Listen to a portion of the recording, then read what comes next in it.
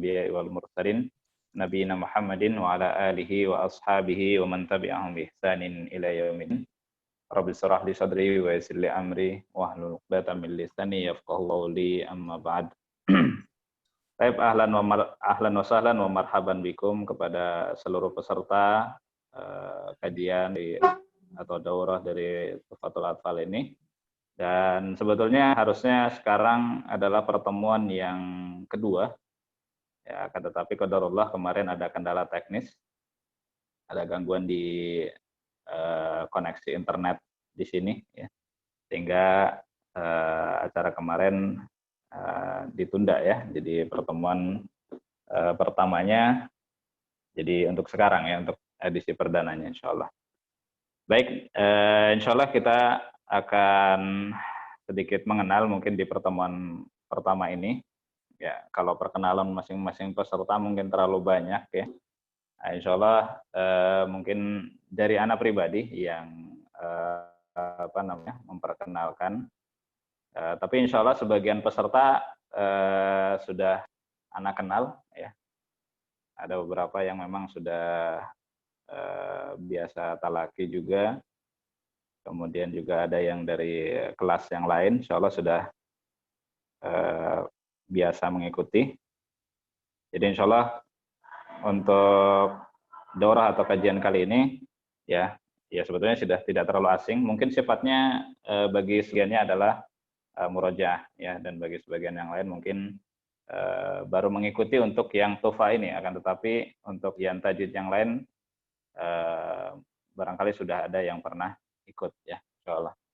Baik, mungkin yang pertama perkenalan dari Ana sendiri ya, karena kalau ngajar yang diajar itu nggak tahu siapa yang mengajar, maka perlu mengetahui ya, jangan sampai nggak tahu siapa yang mengajar. Tapi memang sebagian sudah kenal ya dengan Ana, walaupun sekilas gitu ya. Dan ini juga profil singkat saja dari Ana ya. Afan itu salah ketik ya, tadinya materi tapi jadi pembimbing, ya, nggak apa-apa. Nanti Bu Nadia diganti lagi ya, profil singkat pemateri gitu aja. Baik, itu nama Ana ya, biasa dipanggil dengan Abu Hiban, bahkan biasa di mana-mana namanya Abu Hiban ya.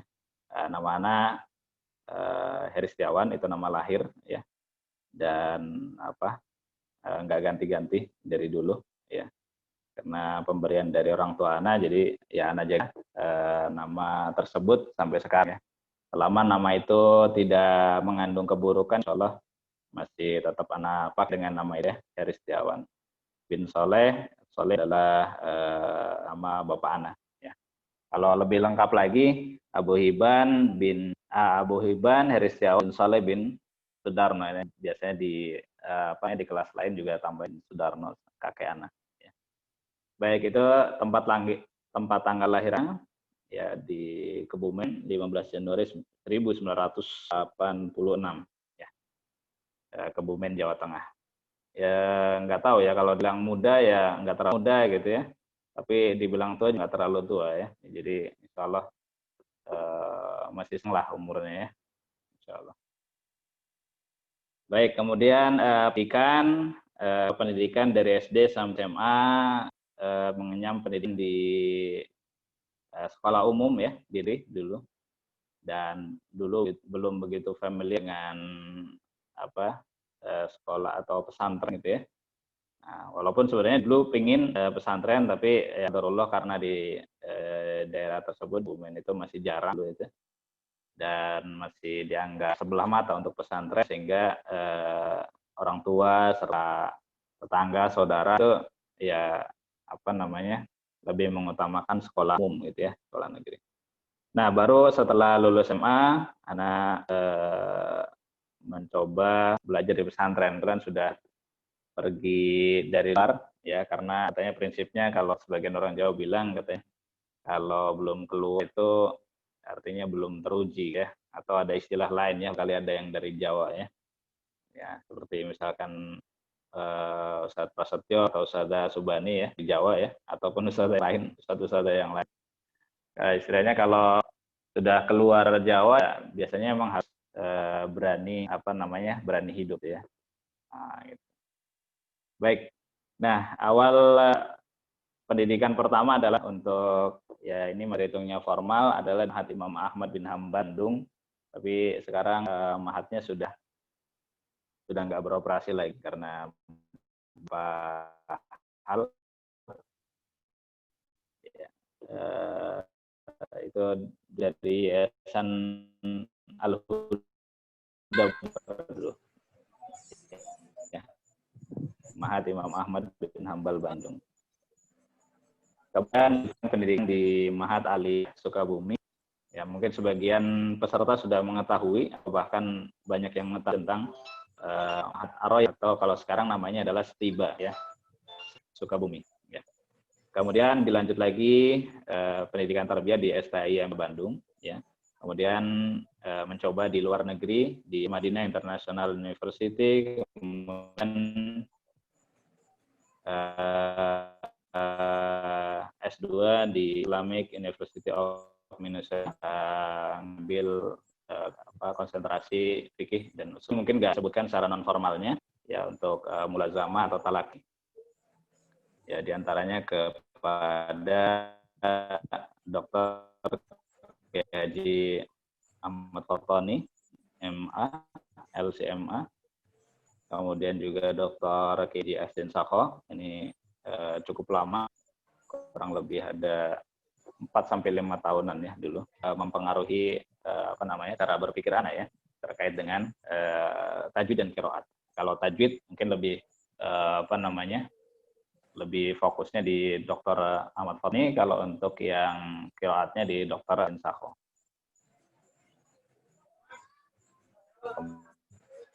Kemudian talaki juga kepada para syekh di Madinah, ya, di antaranya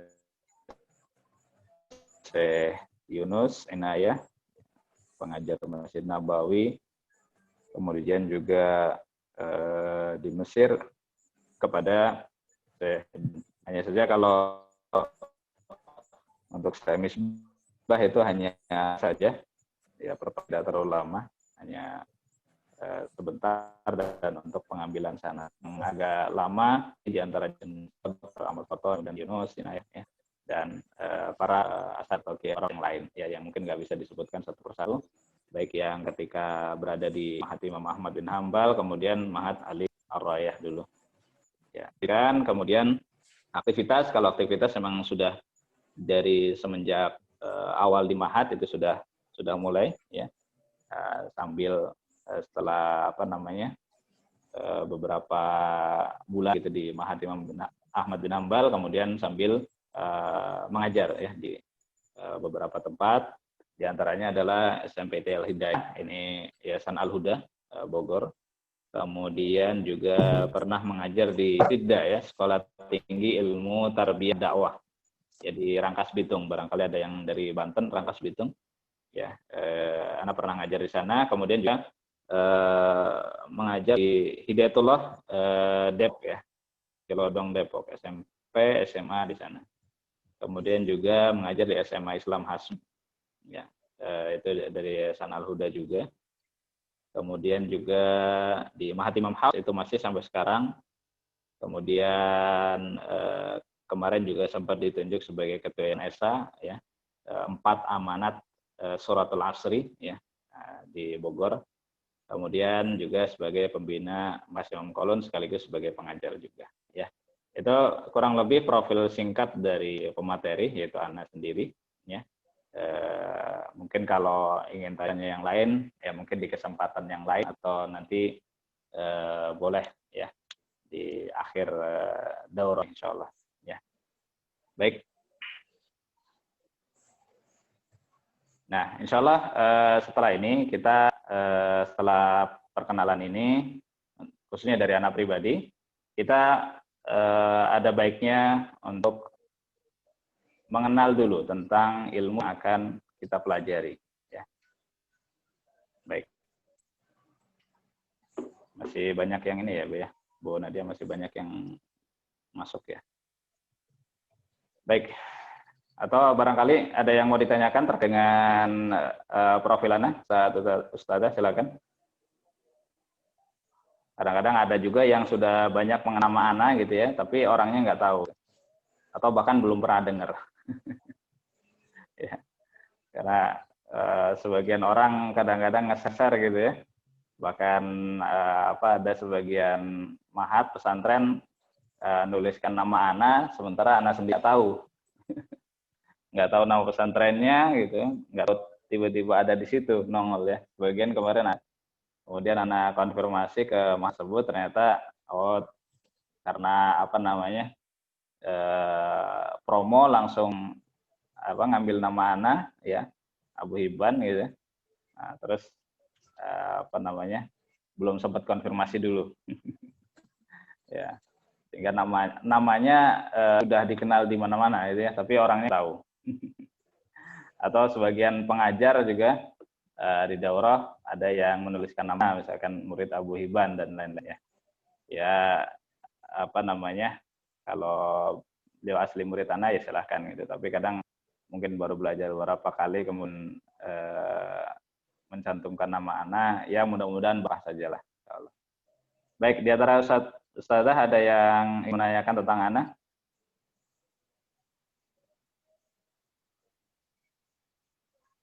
Baik, silakan Ibu, nggak ada? Sudah cukup ya? Umurnya sudah masuk belum, Nadia? Sudah, Ustaz, sudah. Ya, silakan dengan siapa? Tadi Ana dulu, Ustaz ya? Oh, Ustaz Setio ya? Iya. Ustaz Setio ya? Iya, Ustaz. Halo? Iya. Ustaz, antum itu Alam Sat, ya silakan Sat. Ya gimana? Ini dari ditanyakan. Sebentar, suaranya putus-putus, gimana? Di Madinahnya dari tahun berapa? Kalau di Madinah ya tahun 2010. 2010 sampai 2014. Masya Allah. Itu habis dari stay Bandung ya? Iya betul. Berarti umur berapa itu, Ustaz? Namanya? Dari Aroya dulu masih programnya 1 tahun 2 tahun kalau dulu. Nah itu terus langsung nyambi STAI dulu. Jadi ada SPDI-nya juga dulu sempet itu. Cuman nggak sampai 4 tahun kalau di STAI. Iya, percepatan aja dulu. Ada lagi satu ya? Udah cukup. Ada lagi mungkin ada yang lain? Ya. Udah, Ustaz, cukup. Cukup ya. Baik. Kita lanjutkan berikutnya, Bu Nadia. Silakan diganti, Bu. Ini baru pernah. Udah.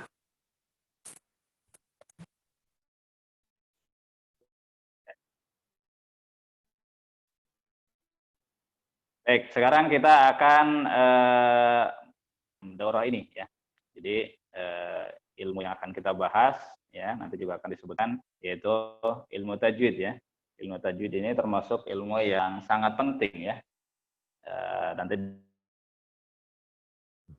disebutkan juga dasarnya, tapi kurang lebih kita beranjak dari firman Subhanahu dengan tartilnya ya. Kalau terjemahan aslinya seperti itu ya. Kalau di terjemahan Depak biasanya, dan bacalah Al-Qur'an dengan perlahan-lahan ya. Perlahan-lahan itu banyak persennya ya. Beda. Ada yang bacanya pan dianggapnya tartil, sementara kalau yang tidak tartil, nah itu kurang pas juga. Tartil di sini artinya adalah tajwid ya, dengan tajwid yang baik, dengan tajwid yang bagus ya. Yang saya tersebut, maka kita perlu mengenal dulu mabadi al-asyrah apa itu mabadi? Mabadi atau mukadimah ya. Sebelum kita masuk ke sebuah ilmu. Jadi setiap ilmu itu ada mabadinya, ada permulaannya ya. Tujuannya apa? Yaitu supaya kita mengetahui dasar dari ilmu tersebut. Ya, dasar dari ilmu tersebut. Baik itu definisinya, baik definisi bahasa, kemudian definisi secara istilah ya dari ilmu tersebut yang akan kita pelajari ya. Kemudian apa sih manfaatnya dari kita mempelajari ilmu tersebut? Nah, perlu kita ketahui dan ini dirumuskan oleh para ulama ya, diantaranya yang mencantumkan dalam bait syairnya adalah Imam Abul Urfan Muhammad bin Ali Sabban ya. Abul Urfan 4 tahun 10 Hijriah. Ya, beliau meringkaskan tentang atau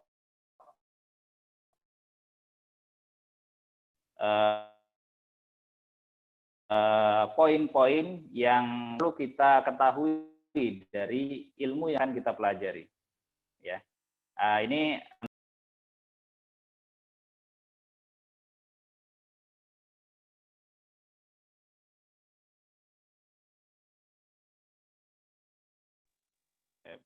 Assalamualaikum.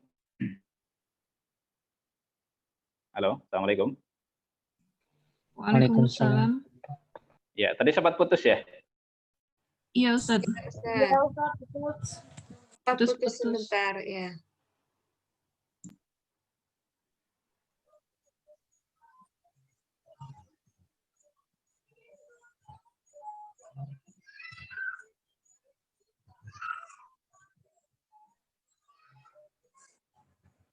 Oh, putus sebentar ya dari Ana ya.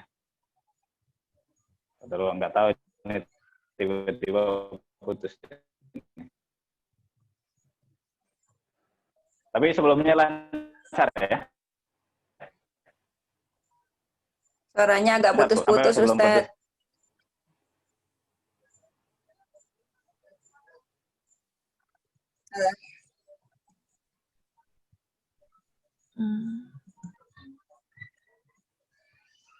Baru aja sih putusnya, baru ketika masuk materi.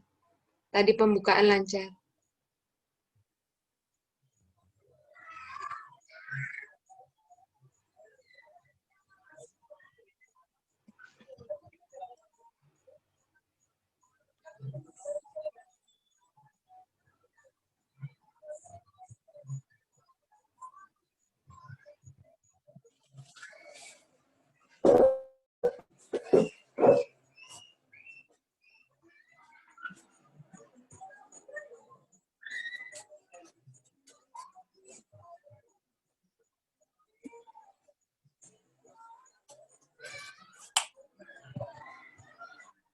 Halo, assalamualaikum. Waalaikumsalam. Salam. Ya. Maaf Ibu, ini kurang paham nih kenapa tiba-tiba putus-putus. Terdengarnya suaranya? Belum deh.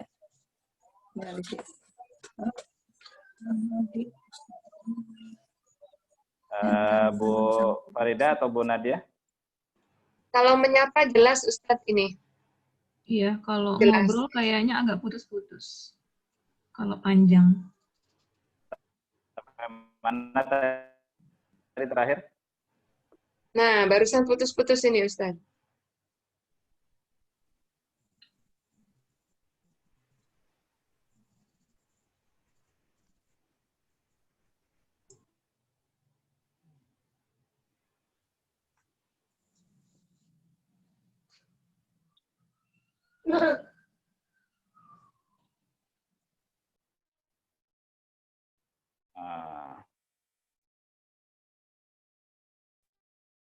Bentar.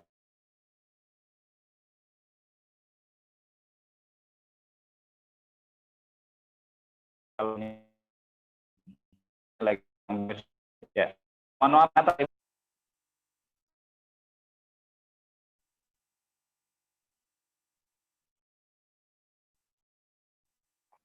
Farid.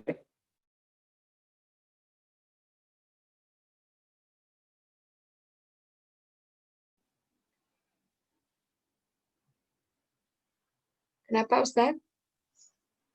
Ya, mohon maaf ini, Bu. Ya, koneksi internetnya, Bu, agak ini. Karena ini agak kurang bagus ini. Baik, sekarang kan terdengar? Hilang Ustadz. Hilang ya. Hilang muncul. Ya, baik. Hilang muncul. Iya, baik. Ini terlihat di ininya, di sinyalnya naik turun ini, Bu. Mohon maaf ini. Iya. Baik, tadi terakhir sampai mana, Ibu? Penyetus ilmu tajwid. Sampai mabadi ilmu tajwid ya tadi ya. Iya, Mabadi. Ya, kemudian sudah Ana sebutkan tadi barangkali ulama yang menyebutkan tentang mabadi al-asyrah sudah. Tidak terdengar jelas Ustadz tadi namanya. Oh tadi ya. Baik, mungkin Ana ulang lagi ya. Mohon maaf ini koneksinya agak kurang bagus ini. Ya, jadi untuk ilmu yang akan kita pelajari perlu kita mengenal 10 pondasinya ya. 10 pondasi dan rangkuman dari semua ilmu ya. Ya. Ustazah bisa lihat di situ ada 10 kurang lebih ya, definisi, maudhu, manfaat dan yang lain-lainnya. Nah, ini yang dirangkumkan atau yang diringkaskan oleh salah seorang ulama yaitu Imam Abul Urfan Muhammad bin Ali As-Sabban.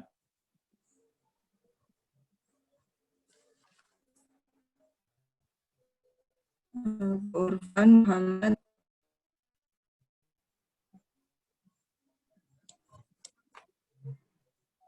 Ustaz, tolong bisa diulang? Imam Abu Urfan Muhammad. Ya, jelas Bu suaranya? Oh ya, sebelum dilanjut, ada anak canmu anak ya. Ya. Jadi semuanya mencatat masing-masing ya. Yang di PowerPoint saya cantumkan yang poin-poin yang punya saja. Ya. Baik.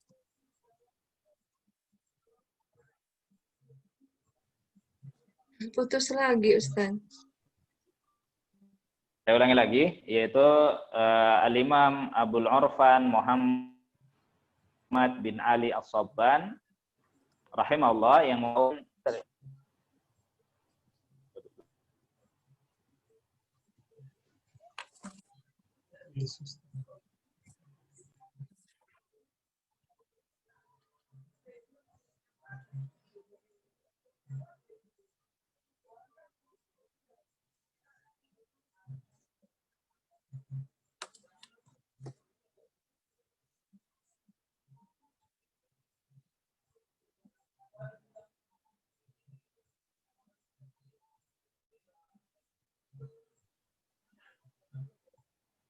Afwan Ustaz, hilang suaranya.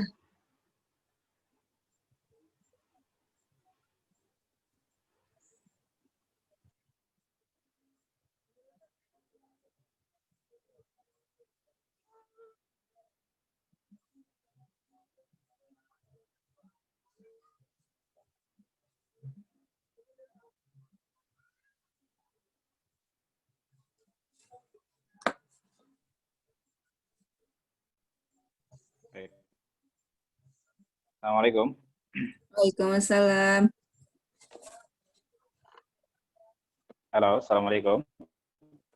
Waalaikumsalam. Waalaikumsalam warahmatullahi. Sudah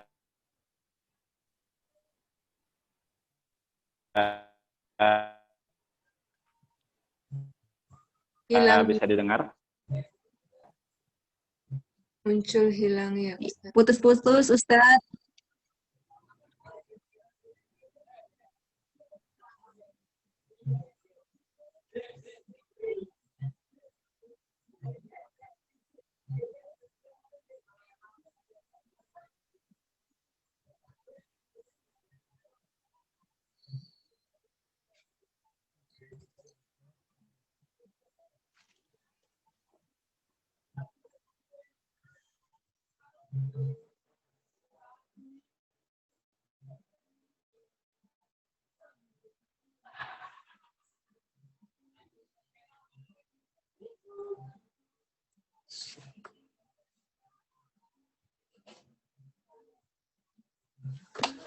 Ya.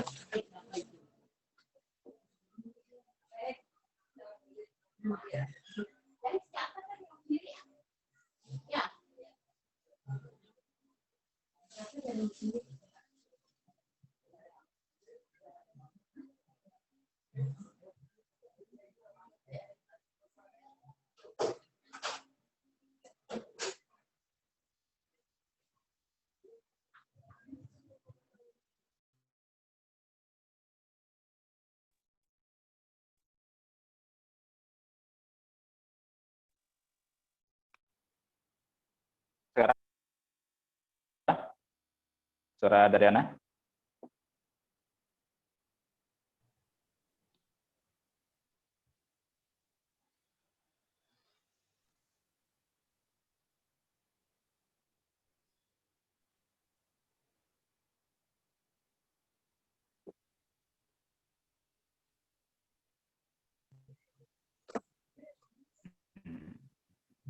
Tidak ada suara, Ustaz. Bu Farida sudah dengar suara Ana, Bu? Ya, barusan saja terdengar. Tadi tidak. Baru saja terdengar. Jadi hilang, muncul, begitu Ustaz.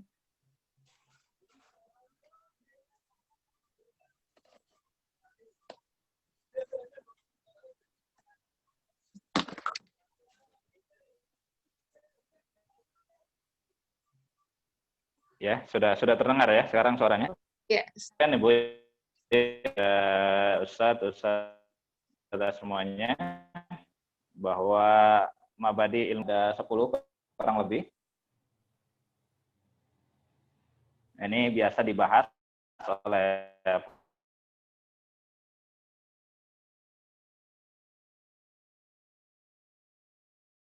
para asatid ataupun masai di awal pembelajaran supaya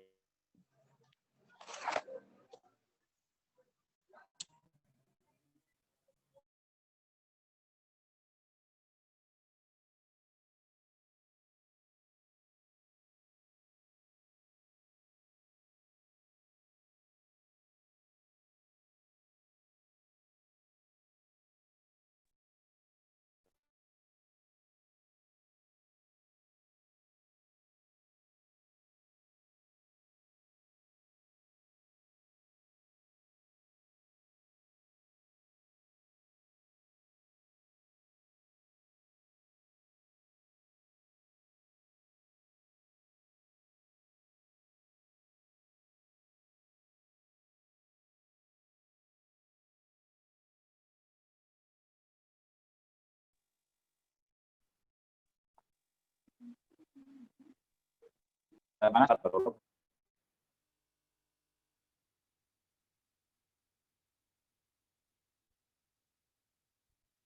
Halo, Assalamualaikum. Ada yang bisa bantu? Suaranya sudah terdengar, Ibu? baru terdengar lagi Ustaz. Baru saja terdengar lagi. Tadi hilang. Iya, Masya Allah. Baik. Suara tak terdengar, putus-putus, tidak ada suara sama sekali. Nah, ini lancar ini, terdengar ini. Baik. Bismillahirrahmanirrahim. Mudah-mudahan bisa terus lancar nih. Baik, saya ulangi lagi. Terkait dengan Mabadi al-Ashrah atau dasar-dasar yang 10 ya, Mabadi al-Ashrah, dasar-dasar yang 10 untuk setiap bidang keilmuan ya, yang diringkaskan ya oleh salah seorang ulama, diantaranya adalah Imam Abul Urfan Muhammad bin Ali As-Sabban. Abul Urfan Muhammad bin Ali As-Sabban yang wafat tahun 1206 Hijriah, 1206.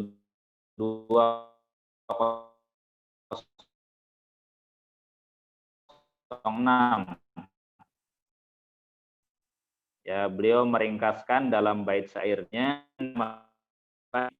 asyra, ilmu itu ada 10 ya.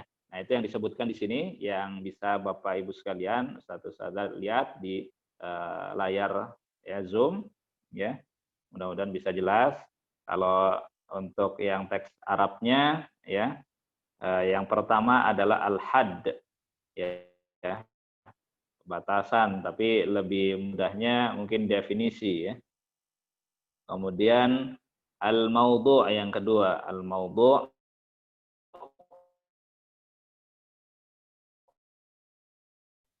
ya, judulnya ya. Nah, judulnya. Kemudian nisbah ya, korelasinya nanti dasarnya atau pencetusnya.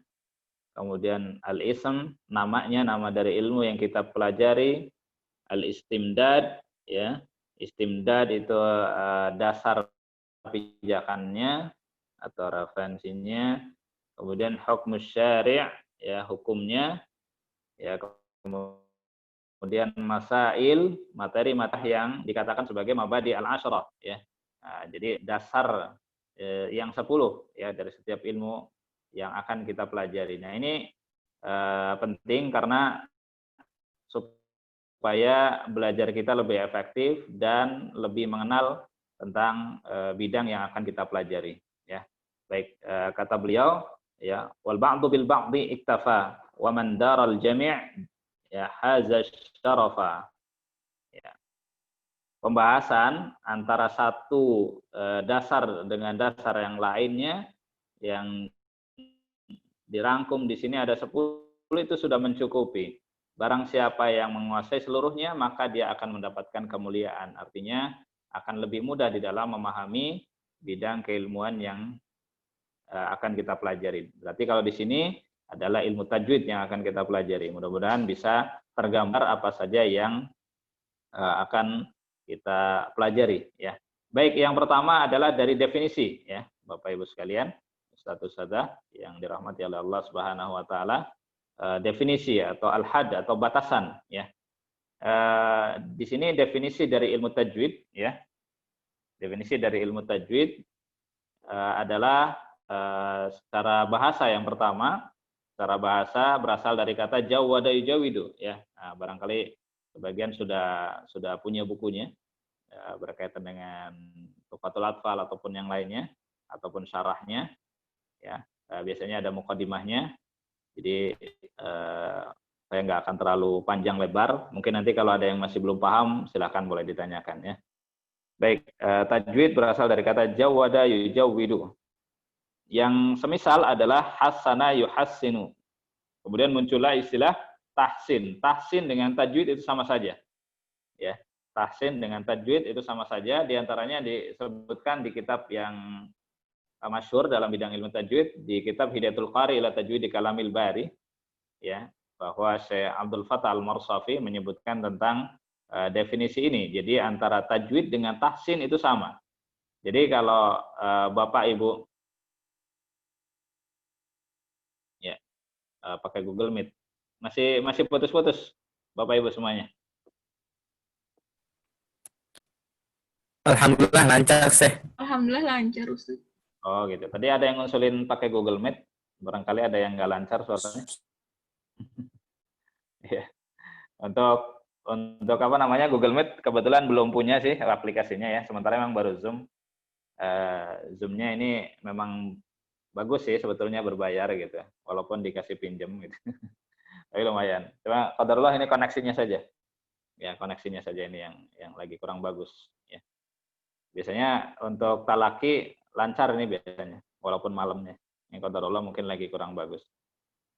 Baik, kita ulangi lagi. Tadi dari sisi bahasa ya, atau lughatan, masdar dari kata jawada yujawidu tajwidan, kemudian persamaan katanya adalah hassana yuhassinu tahsinan. Ya, artinya memperbagus atau memperbaiki. Ya. Nah, baik, itu dari sisi bahasa ya. Nah, baik, nanti kalau ada yang belum paham boleh silakan ditanyakan karena kita sifatnya adalah interaktif ya.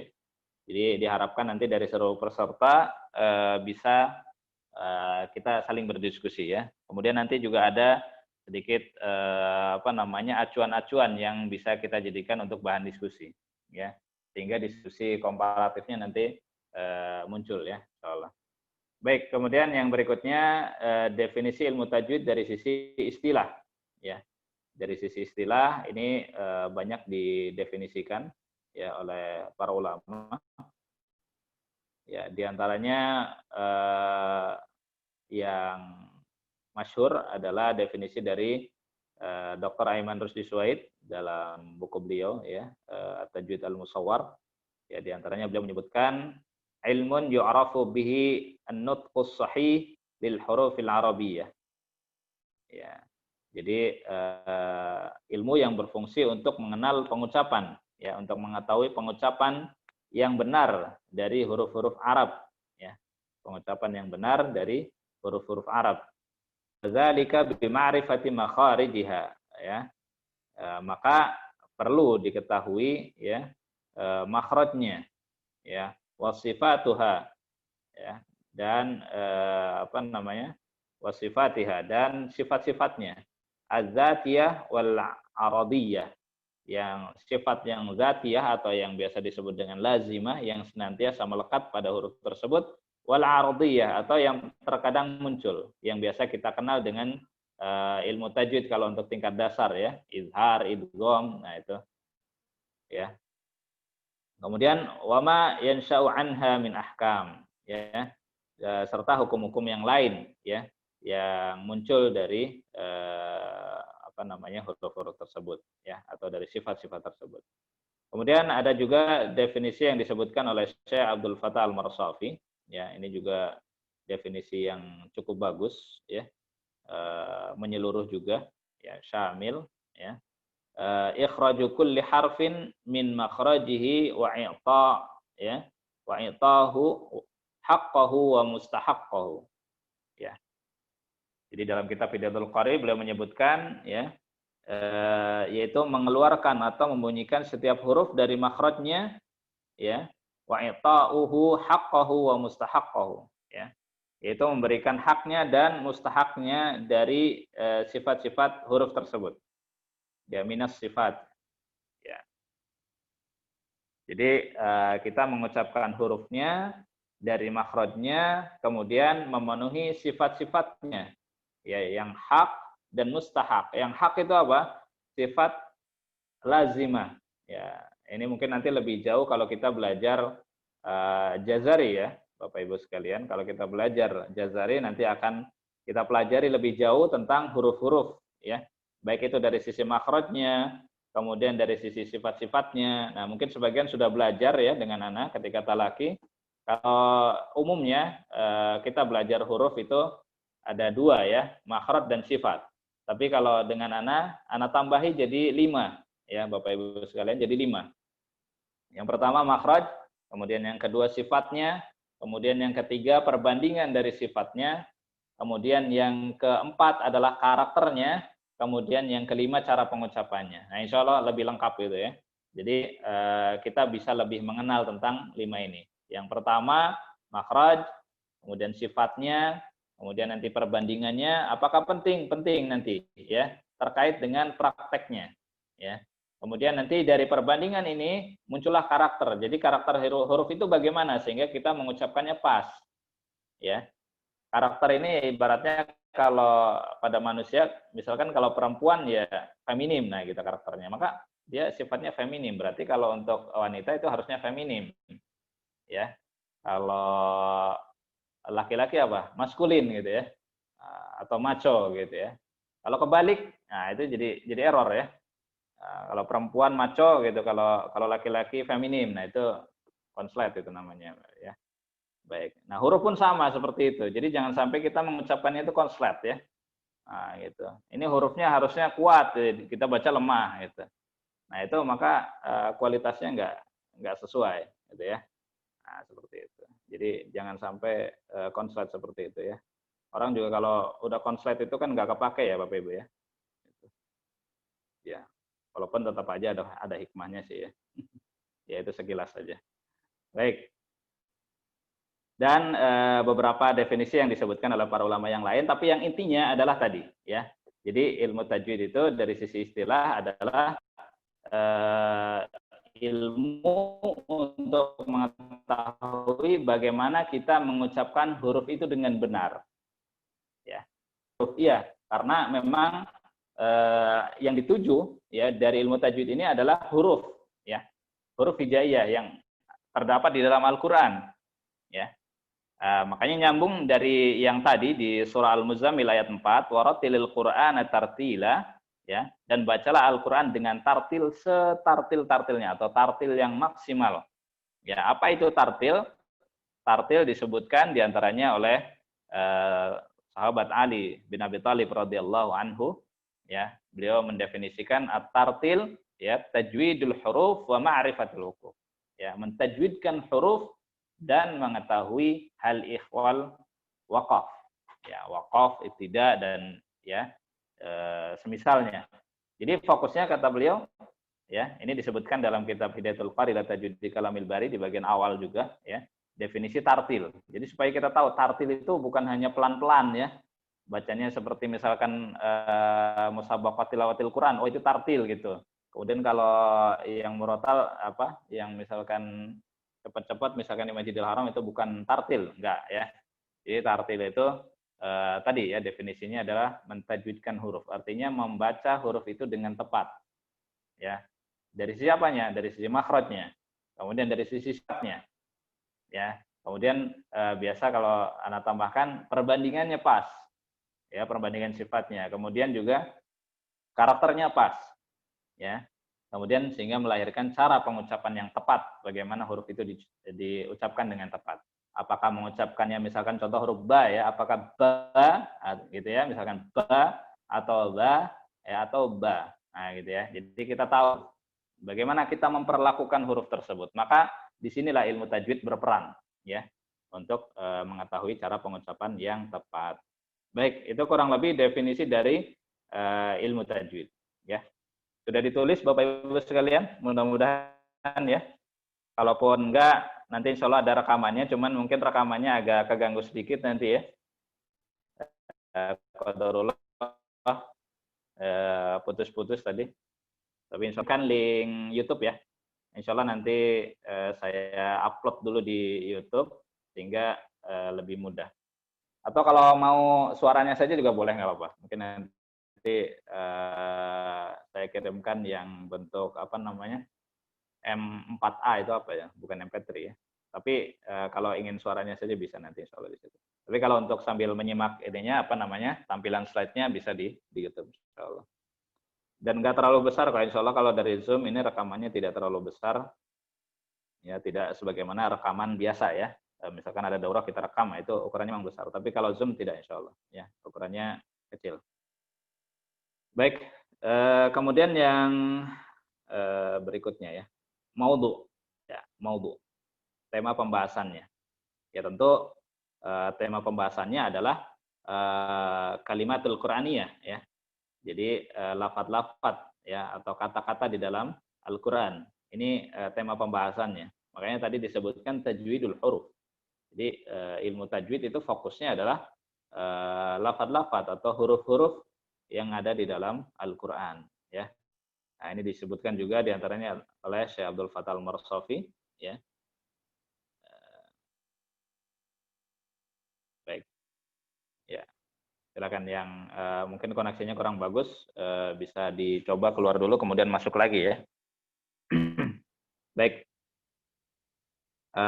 Tadi saya ulangi lagi, saya sering mengambil dari kitab Hidayatul Qari ila Tajwid di Kalamil Bari, ya, karya Syekh Abdul Fattah Al-Marsafi, karena di situ kitab yang cukup bagus dan banyak dipakai oleh para masyayikh sebagai referensi utama kajian ilmu tajwid, ya. Cukup lengkap, itu kurang lebih kalau di ana ada 2 jilid, ya, 2 jilid besar. Ya, 2 jilid besar, 1 jilidnya kurang lebih ada berapa itu? 500 halaman, ya, kurang lebih. Ya, ada 500-an halaman. Jadi kalau di total 2 jilid ada ya 1000 halaman barangkali, ya. Baik. Tapi kalau mau download juga silakan, nanti ada, ya, bagi yang ingin apa namanya mengenal lebih dalam terkait dengan kitab Hidayatul Qari ila Tajwidi Kalamil Bari, ya. Baik, yang berikutnya manfaatnya. Ya. Manfaatnya dari mempelajari ilmu tajwid ini sudah jelas, ya. Jadi supaya kita, yang pertama tentu adalah memenuhi kewajiban, ya. Jadi kalau di ayat 4 dari surah Al-Muzammil tadi, warattilil Qur'an. Di situ kan bentuknya perintah, ya, rattilil Qur'an, dan bacalah Al-Qur'an dengan tartil. Kalau dalam kaidah usuliyah atau kaidah usul fikih itu biasanya disebut al-amru yufidul wujub, ya. Perintah itu menunjukkan pada kewajiban, ya. Makanya banyak para ulama, ya, tajwid dan qiraat yang menyatakan wajibnya kita membaca Al-Qur'an itu dengan tartil atau dengan tajwid itu tadi, ya. Ya beranjak dari sini karena memang perintah, ya. Dan perintah itu bisa bergeser atau bisa berpaling ketika ada dalil penunjang yang lain, ya. Sementara kalau di sini dari sisi prakteknya itu tidak ada tidak ada yang mengalihkan dari kewajiban ini. Bahkan kalau Bapak Ibu sekalian atau ustadz-ustadzah sekalian, ya, kalau yang sudah pernah membaca misalkan di dalam kitab ya, Al-Imam Asy-Syafi'i, ya, mewajibkan minimalnya surat Al-Fatihahnya, ya. Surat Al-Fatihahnya sudah betul tajwidnya. Ya, kenapa? Karena beliau menjelaskan kalau Al-Fatihahnya rusak, maka otomatis salatnya rusak, ya. Berarti di sini urgen tajwid itu, ya. Ya, karena nanti kalau kita bahas tentang lahan jali misalkan, ya. Lahan jali mungkin nanti kalau pas di kajian yang lain. Lahan jali itu minimal poinnya ada 3, ya, lahan jali itu. Yaitu yang pertama mengubah huruf, ya, kemudian mengubah harokat, kemudian yang ketiganya mengubah makna. Bila terpenuhi salah satu poin ini, ya, imma mengubah huruf, mengubah harokat, kemudian mengubah makna, maka otomatis dia sudah menjadi lahan jali. Mudah kok patokannya lahan jali itu. Jadi hurufnya benar-benar berubah, ya, beralih dari huruf yang satu ke huruf yang lain. Nah, ini masuknya lahan jali. Apalagi kalau terkumpul tiga-tiganya, ya, otomatis itu sudah lahan jali, ya. Baik. Tapi ini terkait pembahasan ini mungkin kita nanti di kesempatan yang lain. Tapi kalau misalkan nanti mau ada yang ditanyakan, saya persilahkan. Baik, ini waktunya memang sudah hampir habis, ya, Bapak Ibu sekalian. Cuman tadi sempat kita ada trouble, maka mudah-mudahan bisa agak ditambah sedikit, ya, supaya tuntas pembahasannya. Baik, jadi tadi manfaatnya, ya.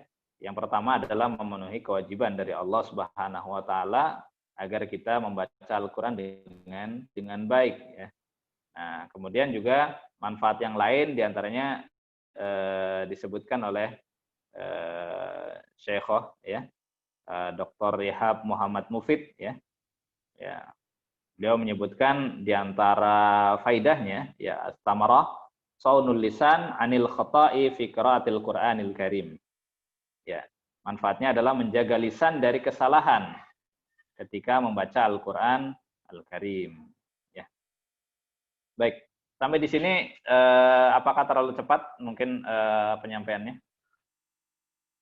Atau sudah cukup sedang? Masih bisa disimak Bapak Ibu sekalian? Cukup, Ustadz. Cukup, Ustadz. Cukup, ya, nggak terlalu cepat, ya. Nanti kalau ada yang ketinggalan silakan ditanyakan, ya, di akhir pembahasan. Baik. Kemudian yang berikutnya adalah keutamaannya, ya. Baik, keutamaannya tentu tidak diragukan lagi, ya. Karena ilmu ini membahas tentang ilmu yang mulia, yaitu kalamullah, ya. Kalamullah tentu adalah yang paling mulia, ya. Kalamullah adalah yang paling mulia. Maka tentu ilmu yang berkaitan dengannya atau ilmu yang membahas dengannya tentu adalah ilmu yang mulia. Maka ilmu tajwid ini apalagi dilihat dari sisi manfaatnya, ya, untuk menjaga kalamullah, yaitu untuk menjaga Al-Qur'an, pengucapannya, karena Al-Qur'an itu diturunkan bukan hanya maknanya saja, tapi plus lafadznya juga, ya. Jadi sudah ada ketentuan dari Rabbul Izzati wal Jalalah, ya, sudah ditentukan, sehingga kita harus membacanya memang sesuai dengan ketentuan tersebut. Tidak boleh kita membuat bacaan sendiri yang tidak pernah dicontohkan. Makanya kalau belajar Al-Qur'an itu memang harus berguru, ya, harus berguru, karena supaya kita bisa terpenuhi standar kita dalam membaca Al-Qur'an. Ya, tentu saja guru kita dari guru sebelumnya lagi sampai kepada Rasulullah Shallallahu Alaihi Wasallam atau yang biasa dikenal dengan istilah sanad, ya, ketersambungan sanad. Ya, ini mutlak dalam mempelajari Al-Qur'an, ya. Nah, jadi kalau ilmu yang lain mungkin masih bisa ada istilahnya otodidak, walaupun sebetulnya ilmu din ini nggak bagus ya kalau otodidak. Mungkin kalau ilmu yang lain masih bisa otodidak, tapi kalau untuk belajar Al-Qur'an ya tidak ada istilah otodidak. Ya, harus berguru. Ya, harus berguru kepada ahlinya. Ya. Kalau kita berobat ke dokter aja kita cari yang ahli, yang paling ahli gitu ya. Nah, kenapa kalau membaca Al-Qur'an ya, kita mencukupkan diri kepada gadget atau Android gitu ya, ataupun sarana yang lain, ya. Nah, itu tentu bersifat aneh, ya. Itu kalau dari sisi logika ya seperti itu, gitu ya. Ya, tapi kalau dari sisi syariat ya tentu sudah jelas ya ketentuannya. Yang diantaranya disebutkan dalam kitab Haqqut Tilawah oleh Syekh Husni Syekh Utsman bahwa kalau kita belajar Al-Qur'an ya dari media atau sarana yang ada, misalkan radio ataupun ini yang sifatnya rekaman ya, ataupun kalau sekarang dari YouTube misalkan hanya belajar dari situ saja, kita masih belum terpenuhi ya, belum terpenuhi rukun bacaan yang atau rukun belajar Al-Qur'an yang benar ya.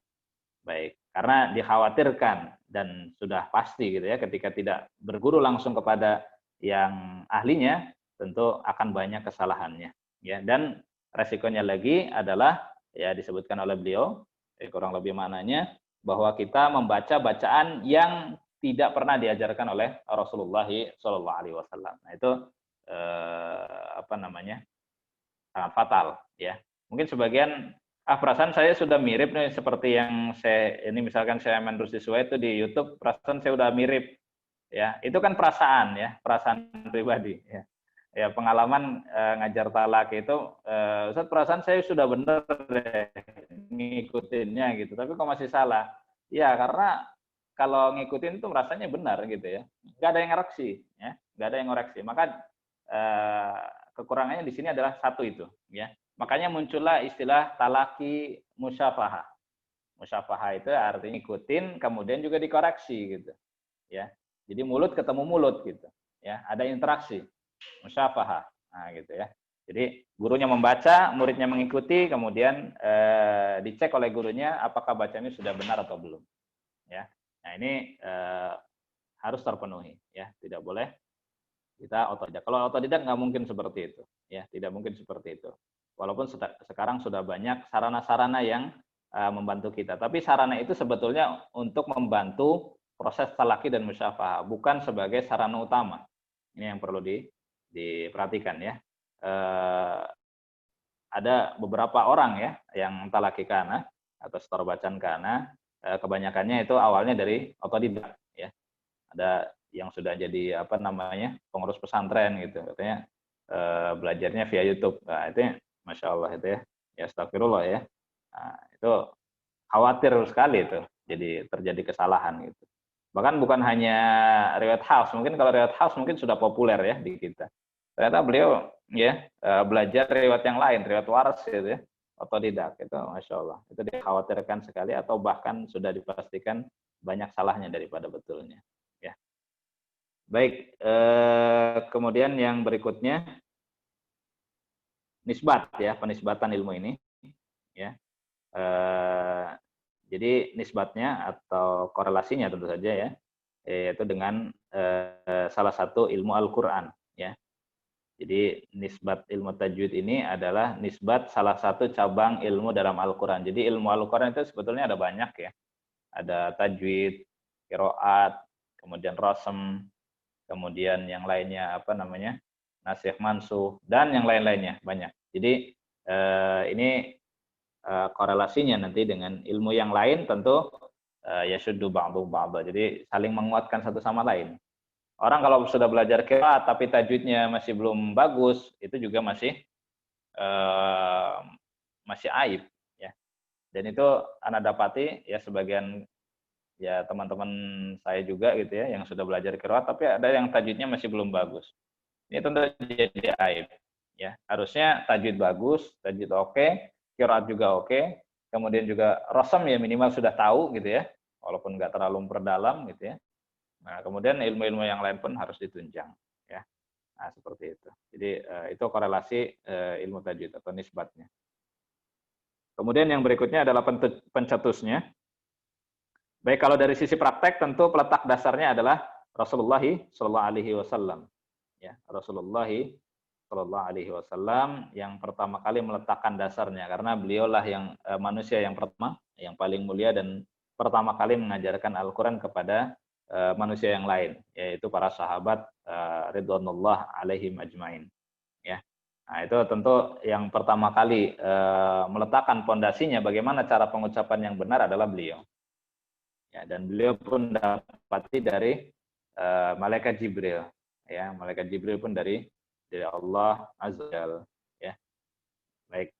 Itu kalau dari sisi praktek. Kemudian bagaimana dari sisi teori? Ini terlalu banyak versi. Ya, terlalu banyak versi yang menyebutkan terkait dengan peletak dasar dari teori ilmu tajwid ini.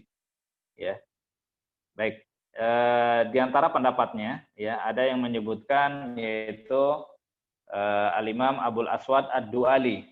Ya. Al-Imam Abul Aswad Ad-Du'ali.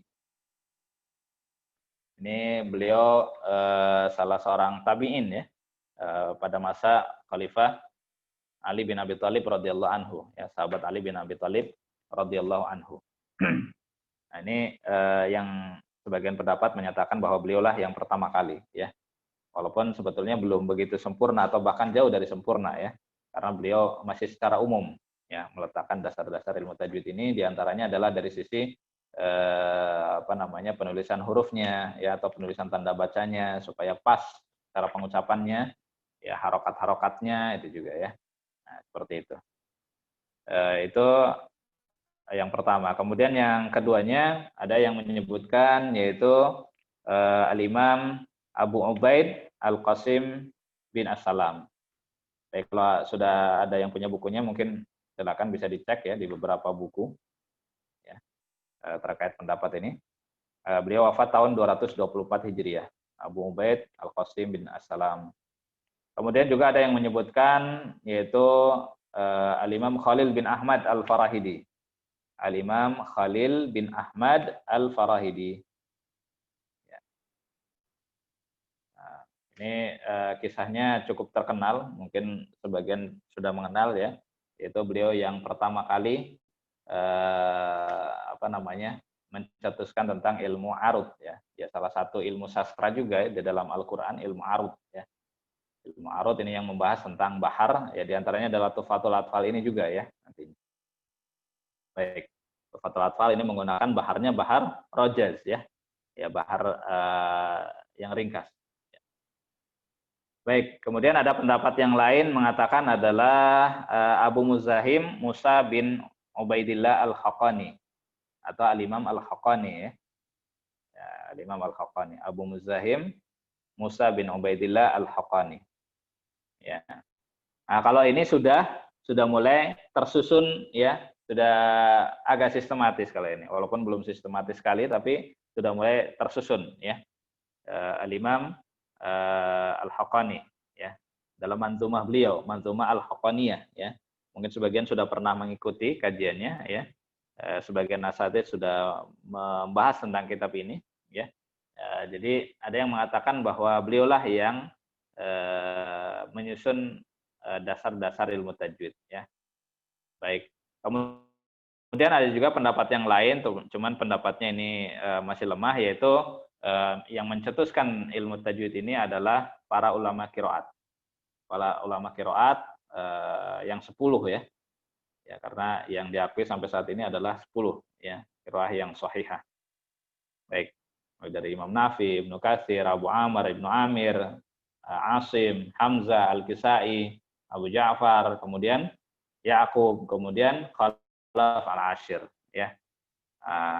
Kenapa kok bisa sampai berpendapat seperti itu? Iya, betul. Karena kaidahnya begini. Jadi setiap beda riwayat atau beda qiraat itu pasti ada bacaan yang berbeda. Ya, ada bacaan yang berbeda. Misalkan idgham antara satu riwayat dengan riwayat yang lain berbeda. Ya. Nah, pembahasan idgham ini kan termasuk bahasan tajwid ya. Bahasan tajwid. Kalau di kita misalkan idgham itu ya kita kenal, nanti kita akan bahas ya. Ya, pemetaannya kurang lebih ada 4 ya. Berkaitan dengan makhraj dan sifatnya ada idgham mutamatsilain, mutajanisan, mutaqariban, ya, itu kita biasa mengenal. Kemudian juga nanti ada dari ini ya, harokat, dari sisi harokat itu ada sogir, kabir, kemudian dari kesempurnaan leburnya, asimilasinya itu ada nakis dan kamil. Kemudian nanti yang di bagian gunnah atau dengung itu ada bigunnah dan bila gunnah. Ya. Nah, kalau yang di kita di riwayat Hafs, kalau dari sisi harokat kita hanya mengenal yang idgham sogir. Ya, walaupun nanti kita juga akan bahas berkaitan dengan sebagian yang menyatakan bahwa dalam riwayat Hafs itu juga ada idgham kabir ya. Nah, kebetulan di Tuhfatul Atfal ini juga ada nantinya. Tapi yang pemilik asli idgham kabir diantaranya adalah Al-Imam As-Susi ya. Riwayat As-Susi dari qiraatnya Abu Amr. Nah, itu betul kalau itu idgham. Nah, idghamnya tentu berbeda. Nah, otomatis ilmu tajwidnya juga akan berbeda. Dan masih banyak bahasan-bahasan yang lain yang bisa kita simpulkan bahwa setiap qiraat atau setiap riwayat yang nanti dipelajari, mudah-mudahan nanti ustadz-ustadzah juga mempelajari semuanya, gitu ya. Ya, alhamdulillah saya dapat rezeki bisa belajar semuanya. Intinya setiap riwayat itu atau setiap qiraat itu memiliki perbedaan masing-masing dari sisi tajwidnya. Maka yang menyatakan bahwa ilmu tajwid itu dari ulama qiraat itu betul. Ya, bisa diterima juga ya. Baik, walaupun ini pendapatnya masih lemah. Baik. Ada yang mau ditanyakan barangkali? Ada yang mengaktifkan mic-nya? Atau tidak ada? Belum, baik. Ustaz. Bapak Ibu sekalian masih ada sekitar 25 watt. Kadang-kadang kalau pemateri menjelaskan terus ngantuk sudah deh ya. Awalnya 5 watt, lama-lama tinggal 1 watt ya habis ya. Masih aktif semuanya? Allah. Masih, Ustaz. Ya, baik. Ustaz. Ya, mungkin nanti kadang-kadang saya tanya ya biar ngecek apakah masih aktif atau enggak ya. Iya, Ustaz. Khawatirnya ada yang sudah padam, khawatirnya lampunya itu ya. Karena sering ya kalau ini tuh kalau kalau ngajar tuh enak kelihatan gitu kan, tinggal dipanggil aja namanya gitu. Bu, ini tadi apa gitu, atau apa ini tadi apa. Nah, gitu kan jadi langsung ini biasanya langsung 40 watt lagi gitu kan. Ya, selanjutnya tadi sampai apa? Pencetus ya. Kemudian namanya adalah ilmu tajwid ya. Jelas? Ilmu tahsin. Ya. Ilmu tajwid, ilmu tahsin sama ya. Ya, biasa kita mengatakan, yuk kita belajar tahsin ya, belajar tajwid juga sama ya. Kemudian ada disebutnya ilmu tilawah ya, atau fannu tilawah, ilmu tilawah ya. Dan juga ilmu-ilmu yang lain ya. Tapi yang paling sering dipakai adalah 2 ya, namanya ilmu tajwid atau tahsin ya. Baik, kemudian istimdad. Ya, istimdad. Dasar pijakannya atau sumber ambilannya ya. Sumber pengambilannya tentu adalah dari Al-Qur'an ya. Nah, dari Al-Qur'an yang paling pertama ya. Kemudian yang berikutnya tentu adalah dari amalan para ulama ahli tajwid ya, yang berikutnya ya, istimdadnya. Makanya nanti juga akan disebutkan mungkin di slide-nya nanti acuannya nanti yang kita pakai ketika mempelajari itu ya, acuannya apa. Baik, yang berikutnya adalah hukum mempelajarinya. Ya, hukum mempelajarinya ini sebenarnya kalau yang biasa kita kenal itu ada fardu ain, fardu kifayah ya. Fardu kifayah, fardu ain atau fardu kifayah. Ini yang paling sering. Fardu ain itu bagaimana? Ya, fardu ain adalah ketika membaca Al-Qur'an, itu hukumnya fardu ain gitu ya. Kemudian fardu kifayah itu dari sisi teorinya ya. Artinya kalau tadi fardu ain dari sisi praktek gitu ya. Kemudian kalau fardu kifayah dari sisi teori. Ya. Nah, seperti itu. Artinya kalau membaca ya semuanya wajib dengan tajwid gitu ya. Jadi mempelajari ilmunya tentu sangat menunjang gitu ya, walaupun tidak perlu harus detail gitu ya. Sebagaimana yang hukumnya fardu kifayah. Akan tetapi fardu ain ini pun sebetulnya ada rincian ya. Sebetulnya ada rincian ya, di antaranya disebutkan oleh Syekh Aiman Rusdi Suwaid ya dalam buku beliau Tajwid Al-Musawwar ya. Beliau menjelaskan berkaitan dengan makhraj dan sifatnya. Nah, bagaimana dengan makhraj dan sifatnya? Ya. Sebetulnya untuk makhraj dia wajib ya. Karena makhraj itu kalau sudah berbeda sedikit dia bergeser kepada huruf yang lain. Ya. Nah, tapi ternyata ada penunjangnya yaitu sifatnya. Nah, bagaimana dengan sifatnya ini? Ya. Kalau dalam kondisi belajar atau talaki, misalkan tahsin gitu ya, biasa kita sebut, maka menjaga sifatnya itu fardu, ya, fardu ain. Ya, fardu ain. Artinya setiap yang belajar wajib menggunakan itu.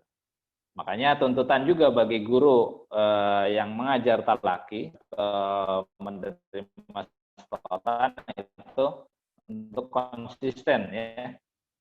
Menjaga baik makhrajnya maupun sifatnya dan yang lainnya yang menunjang atau tadarusan misalkan ya. Nah, maka ini kembali ke masing-masing. Tapi tentu yang lebih utama adalah berusaha mempraktekannya ya.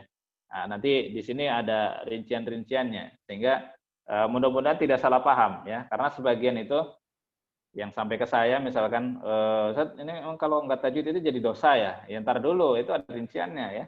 Kalau tidak membaca dengan tajwid itu nggak semua langsung jadi dosa. Kondisinya berbeda-beda. Ya, ada yang ma'dzur, ada yang dia kena uzur. Ya, misalkan lidahnya pelo. Pelo itu apa sih?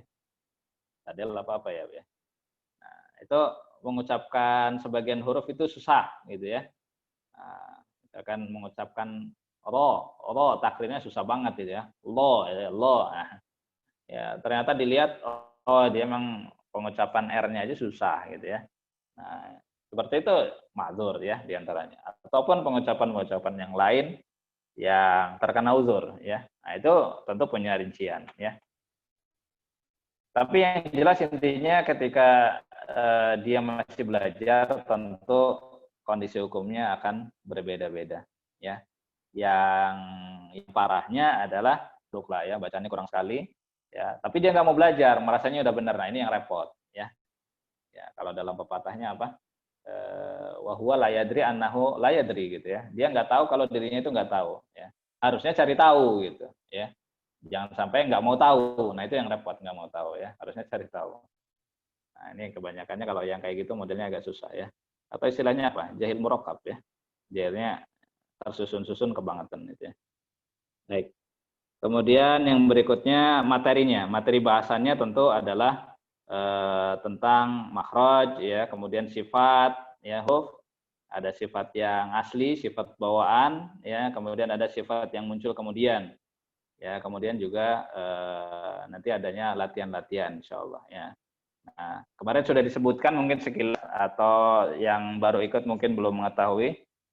Ini modulnya mana sih, kok nggak ada sih, nggak dikasih modul itu. Hanya ada slide ini saja gitu ya. Modulnya silakan bebas dari mana ya. Makanya materinya nanti adalah kita mengkaji dari seluruh referensi yang ada. Silakan ya. Banyak yang sudah menulis buku-buku tentang Tuhfatul Atfal ya, atau tentang tajwid. Baik yang berbahasa Arab ataupun yang berbahasa Indonesia, alhamdulillah sudah banyak ya. Sehingga nanti kita akan bahas ya, karena sebagian memang ada yang menyampaikan ke saya, Ustaz ini antara Ustaz ini sama Ustaz ini ketika menulis kok beda, atau saya ini dengan saya ini beda. Nah, ini yang nanti akan kita bahas. Ya. Kira-kira yang lebih sesuai dengan standar yang kita pakai yang mana gitu, atau lebih menjadikan kita yakin yang mana. Nah, di sini ini komparatifnya ya. Jadi diharapkan nanti kalau memang ada yang masih mengganjal atau bingung, silakan aja disampaikan. Misalkan ini kalau di buku ini ya kalau bisa disebutkan dari mana referensinya, menyebutkan tentang ini ya. Nah, nanti akan kita kaji ya. Ada acuannya insya Allah nanti disebutkan setelah ini ya. Baik, sudah jelas tentang mabadi asrah ini barangkali Bapak Ibu sekalian. Ini saya ambil diantaranya di kitab Al-Bidayah fi Mabadi Al-Ashrah ya, karya Syekh Khalid Al-Juhani ya 10 ini. Ya, beliau menyebutkan dari Imam As-Sabban tadi. Baik. Enggak ada yang ditanyakan ya sampai di sini. Kita tuntaskan dulu ya, Bu Nadia silakan dibalik, Bu. Diganti lagi. Ya. Ada yang baru gabung lagi? Sudah jam 9 lewat, apa keluar dulu tadi? Baik. Sinyalnya ya, kurang standar bagus, yang kita gunakan ya, Ustaz-Ustazah, Bapak Ibu sekalian, standar yang kita gunakan ini penting ini, ya, supaya nanti kita arahnya jelas, ya, arahnya jelas. Standar yang kita gunakan apa? Riwayatnya adalah riwayat Imam Hafs ya. Ingat, riwayatnya adalah riwayat Imam Hafs ini yang populer di kita ya. Maka saya menggunakan acuan standarnya atau standarnya adalah riwayat Imam Hafs. Kemudian qiraahnya adalah qiraah Imam Asim. Kemudian tariknya tarik Asy-Syatibiyah. Nah, ini mudah-mudahan Bapak Ibu sekalian sudah tahu apa itu tarik ya. Jalur periwayatan ya. Ya, nanti kalau ada yang bingung boleh ditanyakan ya. Riwayat, qiraat, kemudian tarik ya. Jadi 3 ini standarnya. Karena nanti ketika kita membahas Fathul Atfal ya, Bapak Ibu sekalian, itu sebetulnya tergantung siapa yang membahas dan di mana dia menggunakan standarnya, maka Tuhfatul Atfal itu akan dipakai seperti itu, Bu. Atau Bapak ya, Ustaz-Ustazah semuanya. Jadi kalau misalkan nih contoh kasus, Tuhfatul Atfal dibahas di negara Maroko ya, Bapak Ibu sekalian. Di sana menggunakannya standarnya apa? Riwayatnya adalah riwayat Imam Wars, qiraatnya qiraat Imam Nafi, tariknya mungkin sama, tarik Asy-Syatibiyah. Ya, otomatis nanti ya, ketika membahas misalkan yang terlihat adalah masalah mad, maka otomatis dibawanya ke sana. Gitu ya. Nah, kemudian nanti di negara Libya, di sana menggunakan standarnya apa? Riwayat Imam Qalun. Qiraatnya Imam Nafi. Ya, otomatis nanti akan berbeda lagi tajwidnya. Makanya tadi yang terakhir disebutkan sebagai pencetusnya, ya diantaranya ada pendapat yang mengatakan ulama qiraat, ini memang betul ya. Karena nanti Tuhfatul Atfal ya, itu inti pembahasannya, tapi bisa dibawa ke masing-masing standar tadi. Ya. Nah, barangkali sebagian Ustaz-Ustazah atau Bapak Ibu sekalian sudah pernah ya mengkaji Tuhfatul Atfal, arahnya kemana? Itu alhamdulillah misalkan sudah jelas ini riwayatnya Imam Hafs, qiraatnya Imam Asim, tariknya tarik Asy-Syatibiyah. Ya, karena pengalaman saya ketika belajar, kalau tidak ditentukan ini, kita akan bingung sendiri. Contoh kasus nanti yang akan kita bahas, misalkan mad badal itu masuknya kemana sih? Masuk ke mad tobi'i atau mad ra'i gitu kan? Ini kan jadi polemik gitu ya. Nah, nanti kalau kita sudah jelas acuan atau standarnya, ya otomatis lebih mudah kita menentukannya. Jadi nggak berlarut-larut dengan perbedaan ini. Jadi yang benar yang mana? Semuanya benar gitu ya. Tinggal kita menyesuaikan standarnya yang mana. Nah, seperti itu ya. Baik, mudah-mudahan ini bisa dipahami ya. Jadi riwayatnya Imam Hafs, saya ulangi lagi, kemudian qiraatnya adalah Imam Asim, tariknya adalah tarik Syatibiyah. Ya, tarik Syatibiyah ini mungkin sedikit menyinggung terkait dengan sebagian yang menyatakan Syatibiyah itu beda loh dengan Thayyibah misalkan. Itu juga pernyataan kurang tepat ya. Syatibiyah beda dengan Thayyibah. Itu kurang tepat. Karena gini ya, Bapak Ibu sekalian, Ustaz-Ustazah sekalian. Jadi ibaratnya saya kasih analoginya begini ya, kasih analoginya. Kalau Syatibiyah ibaratnya adalah Jakarta. Ya, kalau Thayyibah itu ibaratnya apa? Indonesia. Ya. Tepat nggak kalau kita katakan Jakarta itu beda loh dengan Indonesia? Kira gimana ya? Jakarta beda dengan Indonesia, kan aneh ya. Jakarta itu bagian dari Indonesia. Nah, maksudnya di sini Syatibiyah itu adalah bagian dari Thariq Thayyibah sebetulnya. Jadi Thariq Thayyibah itu menaungi semua thariq yang ada. Ya, termasuk di dalamnya adalah Syatibiyah. Ya, kalau yang lebih tepat mungkin pernyataannya begini harusnya ya. Ini misalkan menggunakan thariq ini ya selain Syatibiyah. Atau mengatakan misalkan mad jaiz munfasil, ini kasus ya, mad jaiz munfasil menggunakan 2 harokat itu adalah ya thariq ya di antara thariq thayyibah selain Syatibiyah. Ya, itu lebih tepat. Jadi thariq di antara thariq thayyibah selain Syatibiyah. Atau mau langsung nyebut thariqnya misalkan thariq al-misbah atau thariq Raidhah Ibnu Ma'dal misalkan 2 harokat untuk mad jaiz munfasil. Nah, itu kan jadi lebih jelas. Ya. Nah, maka ini penting juga ya. Thariq asy-Syatibiyah ini yang jadi standarnya ya. Karena memang di kita sebetulnya dari dulu itu menggunakan thariqnya thariq asy-Syatibiyah sebetulnya. Kalau thariq yang lain itu jarang kita kenal ya. Akan tetapi ternyata kadang-kadang kita nyampur. Jadi gado-gado. Jadi gado-gado. Thariq dicampur gitu ya. Jalur periwayatannya dicampur. Karena emang kebiasaan orang Indonesia gitu ya, Bapak Ibu sekalian. Dari makanan aja udah kelihatan ya, gado-gado. Gado-gado itu kan campuran ya, tahu apa sukin semuanya gitu ya. Nah, jadi kita itu emang dari prinsip dasarnya ya asasnya apa? Bhinneka Tunggal Ika. Berbeda-beda tapi tetap satu gitu. Nah, maka makanan pun sama seperti itu ya. Mungkin ibu-ibu lebih paham ya. Apa aja yang penting jadi enak, oke gitu kan. Nah, seperti itu. Tapi dalam hal ini nggak bisa ya, tidak bisa. Ini harus punya standarnya, nggak bisa dicampur aduk ya. Nanti bacaan jadi bacaan gado-gado ya, Qurannya jadi Quran gado-gado kan bahaya ya.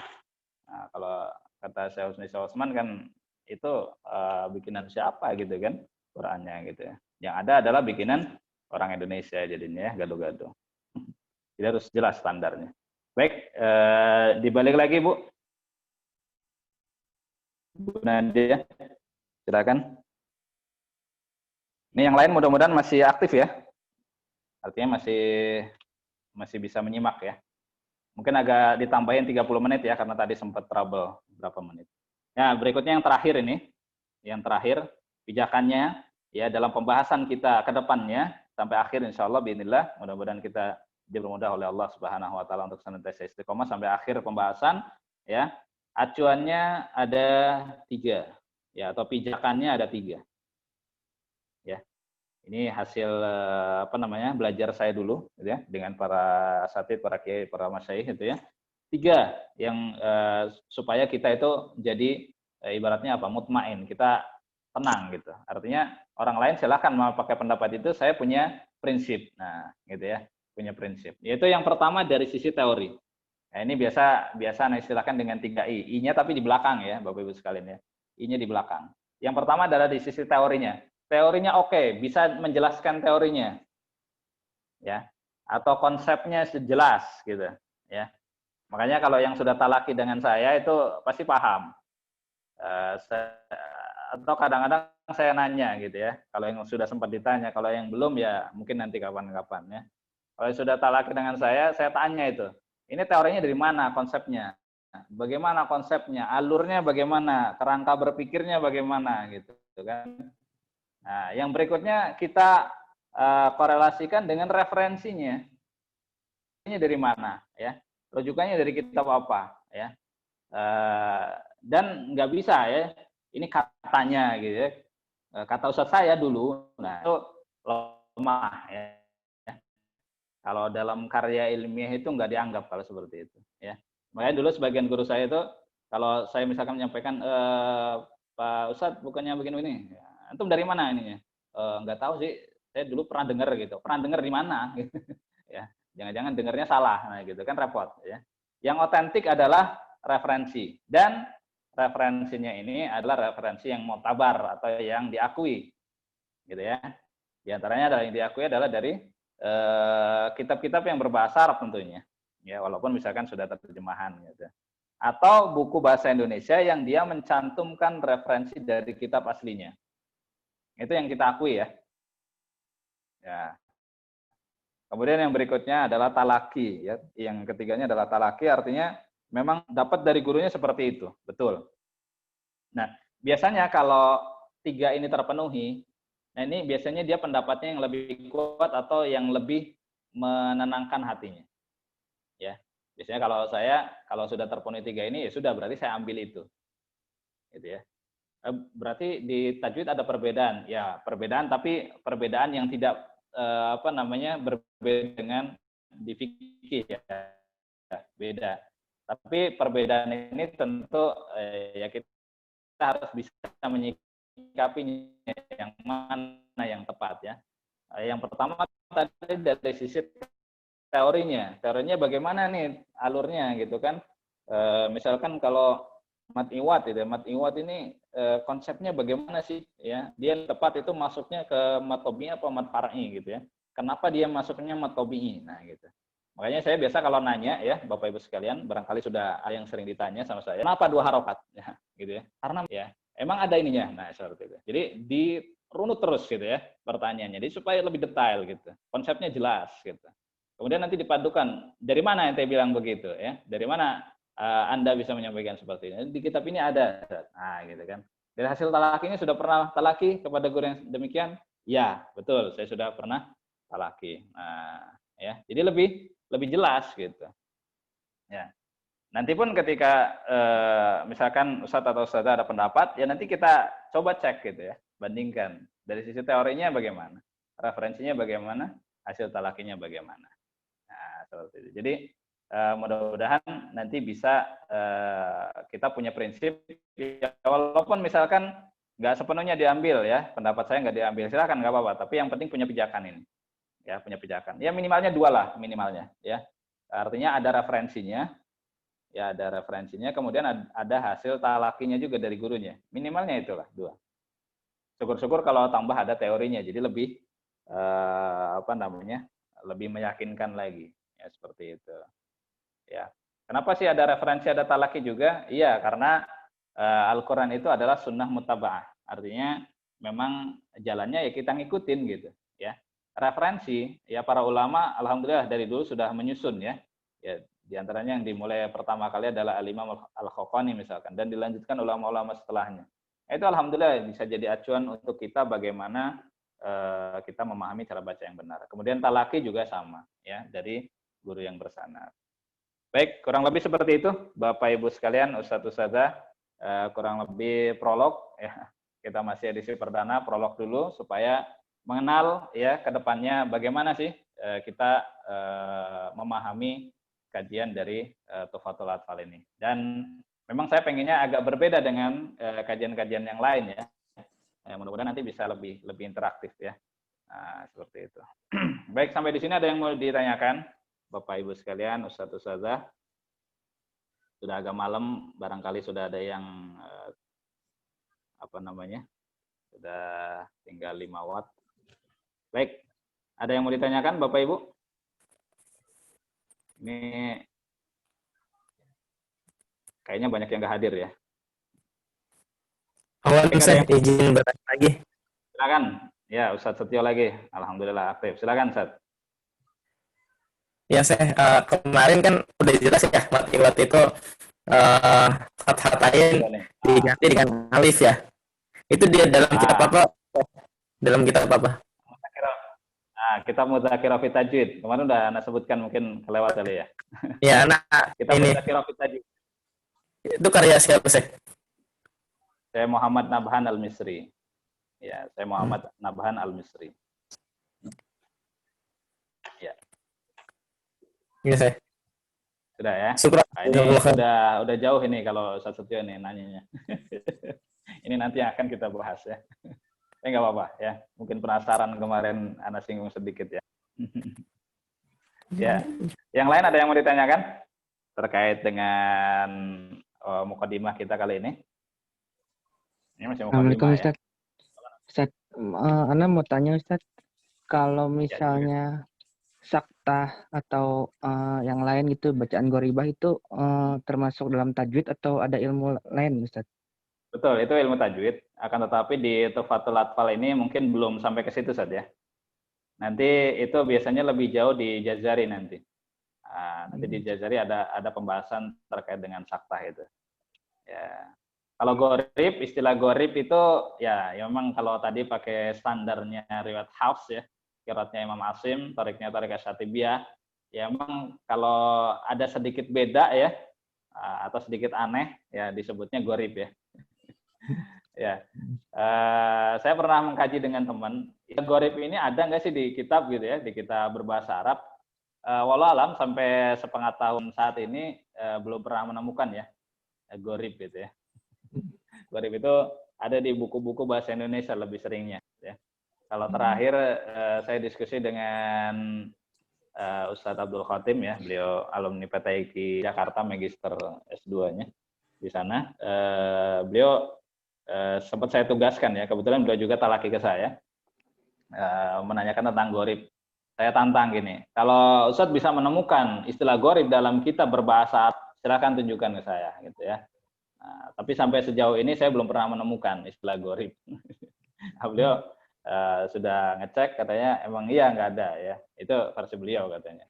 Terus saya tanya lagi, siapa yang mengistilahkan pertama kali gorib atau buku apa yang paling lama yang membahas tentang istilah gorib ya? Kalau kata beliau atau versi beliau tulisan atau modul ya dari Ustadz Muzamil rahimahullah ya. Ustadz Muzamil yang dari Tangerang. Itu kalau versi beliau. Walau mungkin ada yang lebih lama lagi istilah gorib ya. Nah, istilah gorib ya di sebagian buku. Nanti kalau di sebagian buku yang lain nyebutnya ini Ustadz. Ini dengan Ustadz siapa tadi? Afan? Ana Iksan Ustaz. Iksan. Oh ya, Ustadz Ihsan Nurwala ya. Ada istilah yang lain di buku yang lain itu muskilah ya, muskilatul kalimat. Jadi bukan gorib tapi muskilatul kalimat. Kemudian ada sebagian buku yang lain at-tanbih ya, at-tanbih. At-tanbih apa ya lengkapnya ada lagi, tapi yang Anda sempat tangkap itu at-tanbih. Masalahnya gini Ustaz, kalau kita ngebahasnya riwayat yang lain selain riwayat Hafs, itu kebanyakan Ustaz goribnya. Iya. Jadi mungkin kalau lebih rinci tentang masalah gorib ya, kalau mau diistilahkan gorib, itu nanti kalau sudah kita belajar qiraat atau riwayat yang lain. Ya, kalau di riwayat yang Hafs yang biasa kita pakai, imalah kan cuma satu ya, majreha. Majreha. Gitu. Kalau sudah nggak usah jauh-jauh lah, riwayat Syu'bah aja yang masih sama-sama qiraat Imam Asim, itu imalahnya kebanyakan Ustaz. Ya. Ro'a jadi re'e, ada roka jadi adreka, nah gitu. Ya. Terus apalagi banyak ya, nah, jadi imalah itu. Ya. Tapi lebih ngetren lagi kalau pakainya qiraat Al-Kisai, ya. Semua tempat ya, bahkan hampir setiap halaman itu jadi imalah. Beberapa lafadznya itu ya. Nah, itu kan kalau dibilang gorib semua jadinya, Ustaz. Ya. Dari Al-Fatihah sampai Anas jadi gorib itu jadinya, ya. Ya, itu sekilas ya nyinggung tentang istilah gorib ya. Sudah jelas, Ustaz? Insyaallah jelas Ustaz. Jazakallahu khair Ustaz. Ya, waalaikumsalam. Jadi intinya tadi kalau gorib ataupun ini nanti lebih jauh lagi. Nanti mudah-mudahan kalau ada kesempatan kita kalau sudah selesai kajian tajwid mungkin kita sempatkan belajar riwayat yang lain ya, yang ingin ya. Kalau yang mencukupkan diri dengan tajwid ya boleh nggak apa-apa gitu. Tapi kalau ada yang ingin mengenal mudah-mudahan nanti ada waktu dan kesempatan yang lain. Baik, ada lagi yang mau ditanyakan? Ini mohon maaf agak mundurnya jauh ya, karena tadi sempat ada trouble. Ada lagi Bapak Ibu sekalian yang mau bertanya? Assalamualaikum Ustaz. Waalaikumsalam warahmatullahi wabarakatuh. Dengan Ustaz Irwan Faudi. Nah, ya. Ustaz, perihal program ini kita fokusnya ke teori atau memang semua diajarkan gitu sampai talaki? Ya, insya Allah nanti prakteknya juga ada. Insya Allah nanti prakteknya ada, karena otomatis kalau teori tanpa praktek juga kan aneh juga, Ustaz ya. Oh iya. Ya, nanti otomatis di beberapa pembahasan inti-inti juga yang di situ banyak terjadi perbedaan nanti kita akan coba. Ya, walaupun mungkin kalau baca satu persatu mungkin tidak memungkinkan, Ustaz ya. Baca satu persatu, tapi nanti mungkin ada perwakilan khususnya yang mungkin belum pernah baca di pertemuan-pertemuan sebelumnya, seperti itu. Tapi kalau fokus ke talaki ada kelas tersendiri saja. Sebenarnya ya alhamdulillah sudah jalan juga untuk talaki ini. Saya sendiri sudah buka dari awal tahun 2019 ya. Jadi sekarang hampir 2 tahun lah. Januari 2019 ada. Memang kalau di situ fokus ke praktek Ustaz kalau di situ. Ya. Baik, seperti itu Ustaz. Kurang lebih. Mantap, Ustaz. Satu lagi, Ustaz. Itu di broadcast di Telegram Ya, silakan. ada apa namanya sanad tufatul atfal itu maksudnya gimana, Ustaz? Oh iya, itu bagi yang berhak Ustaz ya. Di antaranya nanti yang bisa menyetorkan dengan hafalan. Kebetulan dulu kalau anak sendiri ya, saya pribadi, ya memang untuk mendapatkan sanad tufatul atfalnya itu ya dengan hafalan sekali duduk gitu Ustaz. Dari awal sampai akhir ya. Oh, begitu. Seperti itu. Mantap. Insyaallah. Nah, bagi yang Syukran. ingin ya. Tapi nanti plus ikhtibar juga kalau ingin riwayah dan diroyah ya. Ya kalau ingin riwayah saja cukup setoran aja sih. Insyaallah. Tapi ya beda nanti di keterangannya kita aja. Itu aja Ustaz. Mantap. Ada lagi Bapak Ibu yang lain yang mau bertanya? Kalau Bu Eka Septiawati aktif mau bertanya atau enggak, Bu? Tidak, Ustaz. Oh, tidak ya. Barangkali ikut nimbrung bertanya. Baik. Bu Nadia ada yang mau ditanyakan, Bu? Sebagai panitia nih, Bu Nadia nih.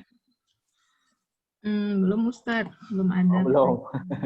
Ya, kalau di sini malah nggak bertanya, Ibu. Biasanya kalau di kesempatan lain banyak bertanya. Baik. Ustaz-ustaz yang lain ada yang mau bertanya? Ini nggak semuanya hadir ya. Cuma berapa ini? 22. 21 ya kalau mungkin selain Ana dan Bu Nadia. Ya, Bu Faridah mau bertanya? Atau Bu Nurwani? Assalamualaikum Ustaz. Waalaikumsalam warahmatullahi wabarakatuh. Panggilannya Bu Weni ya, Bu ya? Iya, betul Ya. Ustaz. Biasa talaki nih hari Jumat nih. Silakan, Bu. Ustaz. Mengenai perbandingan huruf tadi Ustaz, yang saya sampaikan tadi. Jadi Perbandingan sifat kali ya? Perbandingan sifat ya Ustaz. Iya, betul.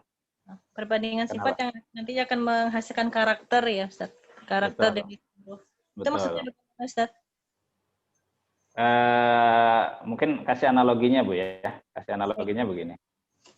Kalau sifat itu misalkan apa namanya? Sifat perempuan misalkan itu ya. Di antaranya dia pemalu gitu ya, Bu ya. Kemudian juga apa sih? Murah senyum gitu misalkan. Di antara sifat-sifatnya ya, Bu ya. Nah, nanti semuanya itu dipadukan, Bu. Ya. Ini perbandingannya dominan untuk nanti menghasilkan karakter feminim atau enggak gitu misalkan. Atau karakter seorang perempuan enggak, Bu ya, gitu ya. Ibaratnya analoginya begitu. Nah, sehingga kita memperlakukannya juga pas gitu, Bu ya. Nah, seperti itu. Kan kita belum tahu, tapi sudah kelihatan nih ciri-cirinya, oh dia rambutnya panjang. Walaupun enggak semua rambut panjang itu perempuan ya, Bu ya. Ya, kemudian dia cantik kayak gitu kan. Kalau laki-laki dibilang cantik kan aneh kan gitu ya. Nah, seperti itu dan lain-lainnya. Ya, jadi karakter seperti itu, Bu. Tapi nanti mungkin Ibu lebih jauhnya di kajian Jazari, Bu ya. Itu bisa lebih rinci kalau di situ. Tapi kalau di Tufa mungkin kita tidak membahas ke situ. Kita lebih ke sifat aridoh, Bu. Sifat aridoh kalau Tufatul Atfal. Ya. Baik. Baik, syukran Ustaz. Ya, Pak. Ada yang lain? Bu Faridah mau bertanya? Tidak bertanya, hanya ketika membaca Tufatul Atfal, ada sogir, kabir, dan sebagainya itu memang bingung gitu Ustaz. Di dalam penjelasan daurah sebelumnya, dengan Ustadz-Ustadz sebelumnya yang saya ikutin, kok tidak tuntas gitu. Jadi hanya dibahas sogir saja gitu. Kenapa kabirnya seolah-olah dilewatkan. Nah, saya baru tahu gitu bahwa memang ternyata ada perbedaan riwayat juga gitu. Ya, betul. Mungkin memang itu harus dijelaskan nanti gitu. Kalau nanti kalau sudah ini mungkin ya, nanti sudah masuk bahasan. Iya. Itu saja. Ya, baik. Ada lagi yang lain? Silakan. Assalamualaikum Ustaz. Waalaikumsalam warahmatullahi wabarakatuh. Bu Hesti, ya. Nah, udah lama nggak kedengeran suaranya nih Bu Hesti nih. Ustaz. Ya, gimana Bu? Silakan Bu. Yang pas, ya Ustaz, kan kalau di broadcast itu disampaikan ada 20 kali pertemuan ya Ustaz ya? Ya, itu Rencananya. perkiraan ya. Mudah-mudahan Jadi, ya. prakteknya berarti kondisional gitu ya Ustaz. Jadi belum ada ini jadwal kapan selesai pembahasan. Nggak menentukan tanggal Bu. Oh Ya, iya, baik. khawatirnya nanti pas ada berhalangan atau bagaimana gitu ya. Ya, Dan baik, itu Ustaz. pun kalau ya apa perkiraan maksimal sih itu Bu, 20. Tapi nanti kalau emang bisa lebih cepat ya nggak masalah ya. Mudah-mudahan. Tapi yang dituju bukan masalah cepat lambatnya, tapi tuntasnya pemahaman gitu ya Bu ya. Iya. Mudah-mudahan. Iya, Ustaz. Syukran, Ustaz. Seperti itu. Ya, kadang kalau daurah-daurah yang ada kan ngejar waktu ya, Bu ya. Kadang-kadang kalau daurah yang lain kan ngejar waktu, ini waktunya udah mepet nih, udah ini. Kita mah nggak terlalu lah, ya. Nah, yang penting bisa dipahami gitu. Makanya silakan dimanfaatkan nanti ketika ada tanya jawab silakan ya. Baik, atau ketika ada praktek misalkan nanti ya. Oh ya, kalau mungkin untuk praktek silakan boleh nanti ngambil dari buku-buku yang lain ya. Ada buku Faswa Tulisan misalkan. Atau di buku apa namanya Tufatul Atfal ada banyak latihannya gitu ya. Nah, itu boleh nanti silakan ya. Nah, nanti mungkin anak kasih kesempatan bagi yang ingin mencoba praktek ya. Nah, seperti itu. Kalau semuanya mungkin nggak akan cukup waktunya. Baik, apalagi kalau peserta aslinya ini sebetulnya sampai 30-an harusnya gitu ya. Tapi qadarullah ini ada yang beberapa yang berhalangan. Ya, mudah-mudahan dengan menyimak rekamannya, mudah-mudahan jadi tertarik nantinya. Ya. Baik, ada lagi?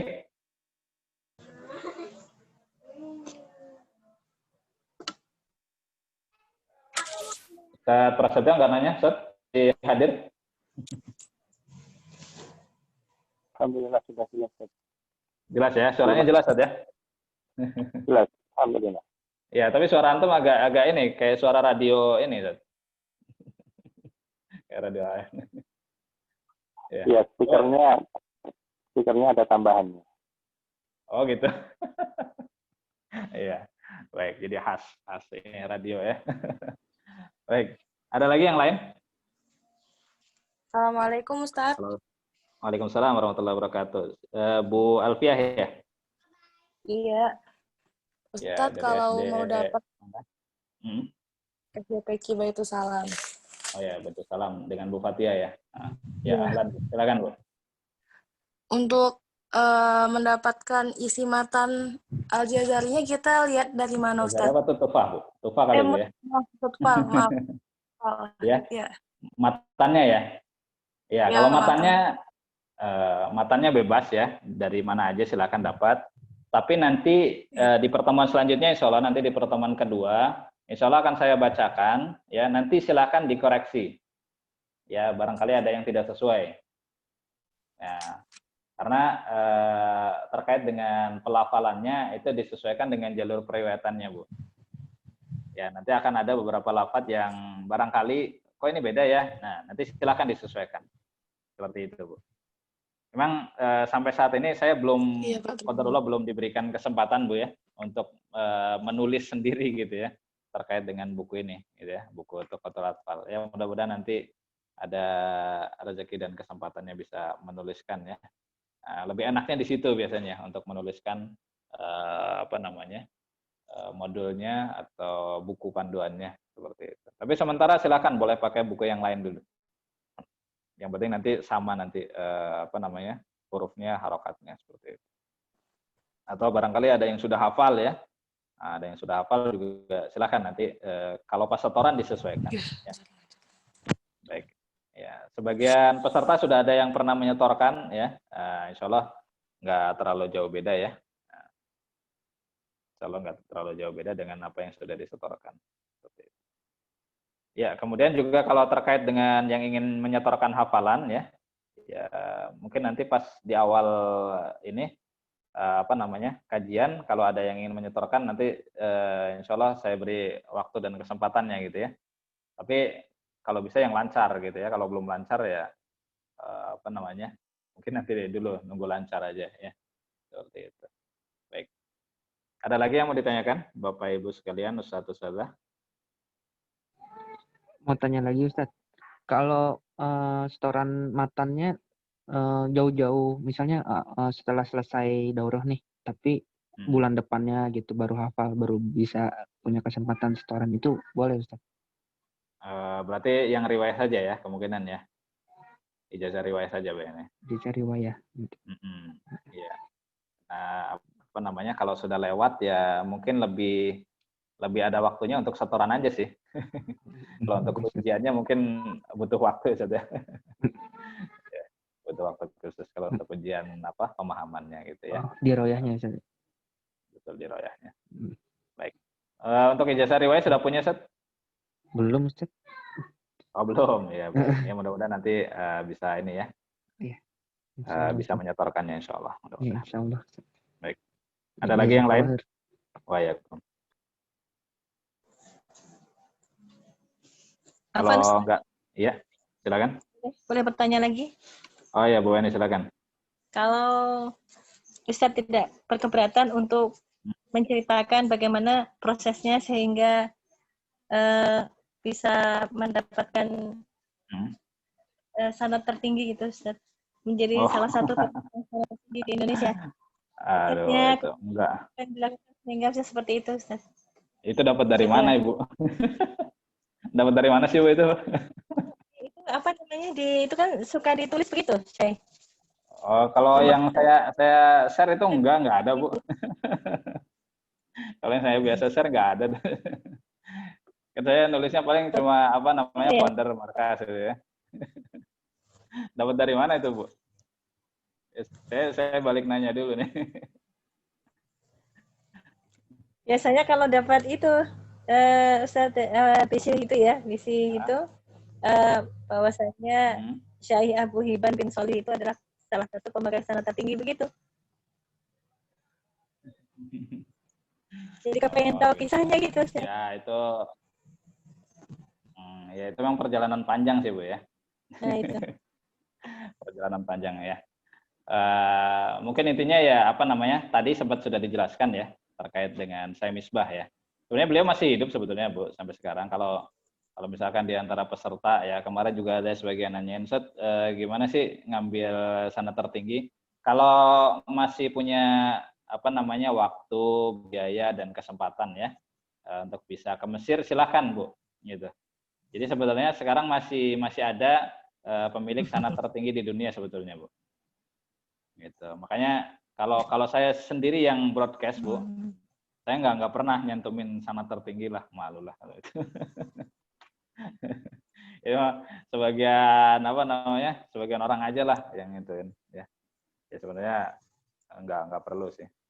Kalau sebagian teman saya yang sama-sama ngambil juga, Bu, ada juga teman saya biasanya nyantumin juga. Tapi sekarang suka saya tanya, Bu, kenapa dicantumin kayak gitu? Biasa saya biar pemanis aja gitu. Emangnya pahit kalau nggak dikasih itu? Ya nggak masalah gitu ya. Saya sengaja nggak dicantumin, Bu, kalau saya. Ya. Tapi kalau tadi menanyakan prosesnya, tentu prosesnya ya panjang, Bu ya. Jadi memang dari dulu ada info ya. Di antaranya kalau Ibu tahu ya, saya Farabi ya. Nah, saya di antaranya dapat dari beliau infonya gitu ya. Kemudian saya berusaha mengumpulkan dana dan lain-lain supaya bisa mengambil langsung dari beliau ya, Syekh Misbah. Ya, itu. Jadi sebenarnya Ibu pun bisa, Bu, kalau punya kesempatan, Bu. Ya. Ya, misalkan umroh sekalian ke Mesir, mampir di Kampung Dusuk ya. Syekh Misbah bin Ibrahim Ad-Dusuki ya. Langsung ngambil ke beliau ya. Apa namanya, kalau sebagian asatid mungkin menyembunyikan ya. Kalau saya share aja silahkan, Bu. Tapi kemarin sebagian yang nanya seperti itu, saya kasih ini apa namanya, rambu-rambu juga, Bu ya.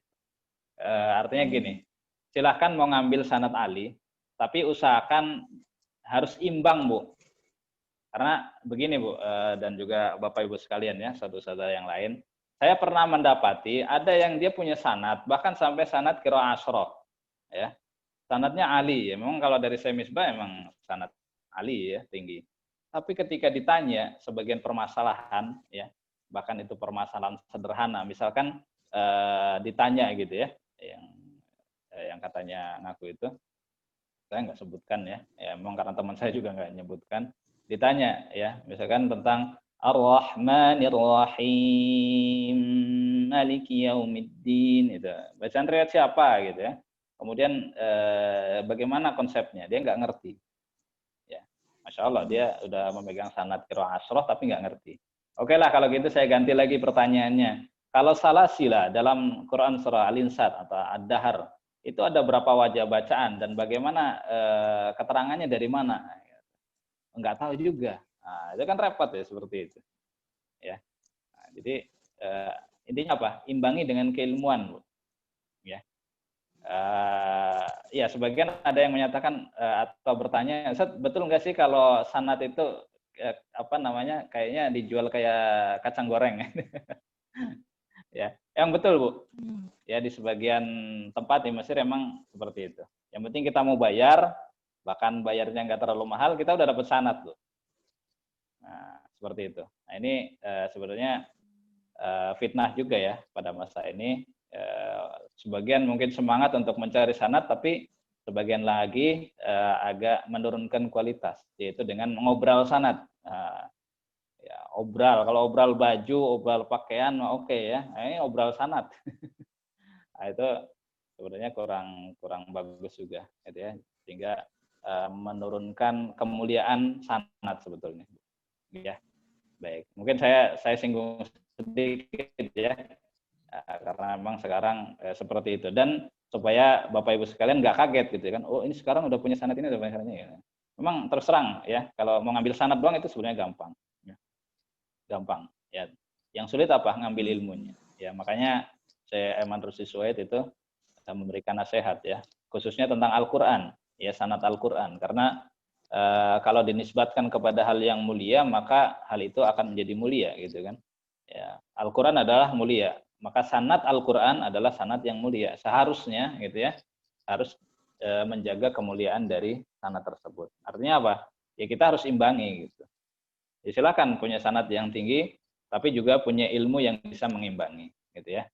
Ilmu yang diantaranya yang perlu kita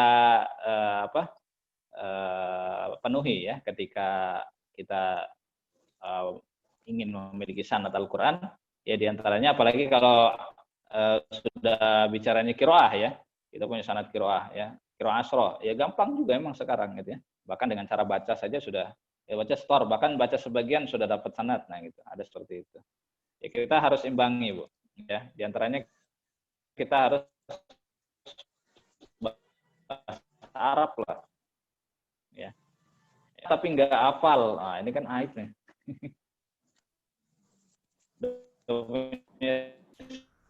Sanad qiraat dari masyayikh, paham ya Bapak Ibu sekalian ya. Nah, jadi bahasa Arab harusnya dipenuhi, hafalan juga harusnya dipenuhi gitu. Jangan sampai jadi kalau sanadnya sanad tentang qiraat ya, ataupun bukan yang qiraat, teori kita harus paham. Ya. Seperti itu. Punya sanad riwayat Imam Hafs ya. Tajwidnya tentang riwayat Imam Hafs harusnya kita tahu. Apalagi sanadnya qiraah asroh.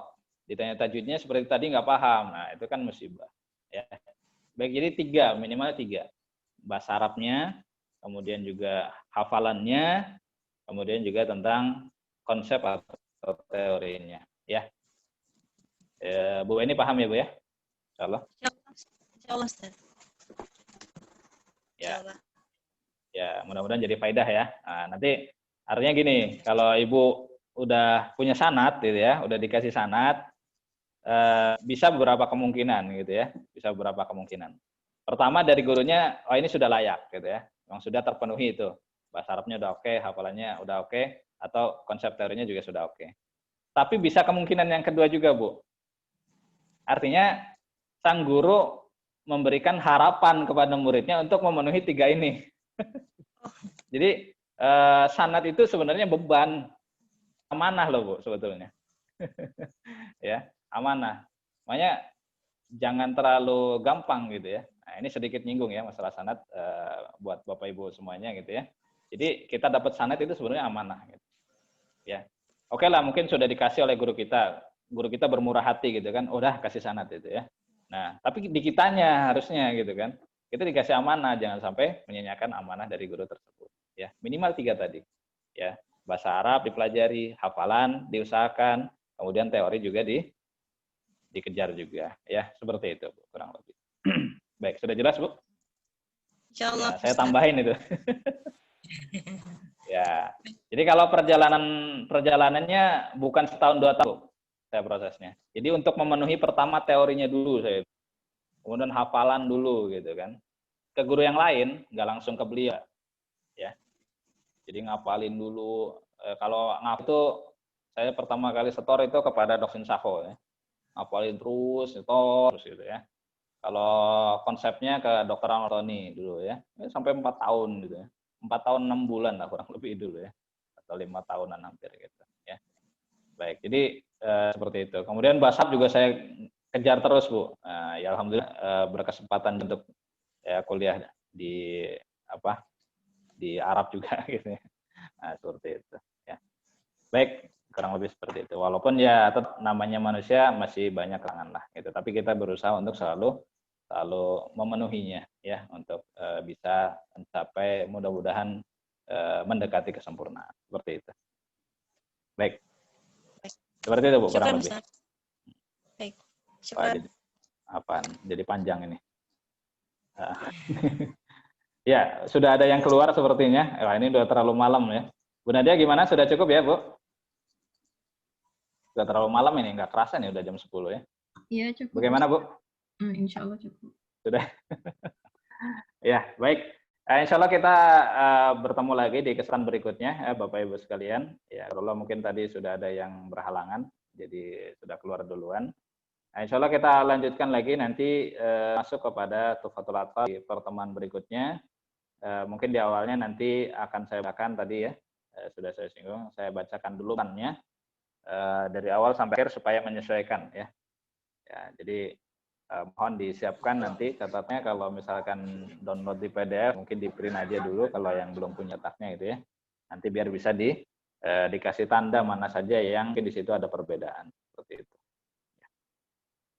Baik, karena sudah cukup malam ini, sudah kalau di jam di sini sudah 10 malam, mungkin kita cukupkan sampai di pertemuan dan yang salah adalah dari kelalaian dan kebodohan yang ada pada diri anak pribadi, dan beristighfar apabila terdapat kesalahan, dan nanti kalau memang ada yang janggal atau masih perlu ditanyakan, silakan ditanya di pertemuan berikutnya. Binillah ta'ala kita cukupkan dengan ketul majelis. Subhanallah wa bihamdihi, asyhadu an la ilaha illa anta astaghfiruka wa atubu ilaik. Akhiru da'wana alhamdulillahil alamin. Assalamualaikum warahmatullahi wabarakatuh. Waalaikumsalam warahmatullahi wabarakatuh.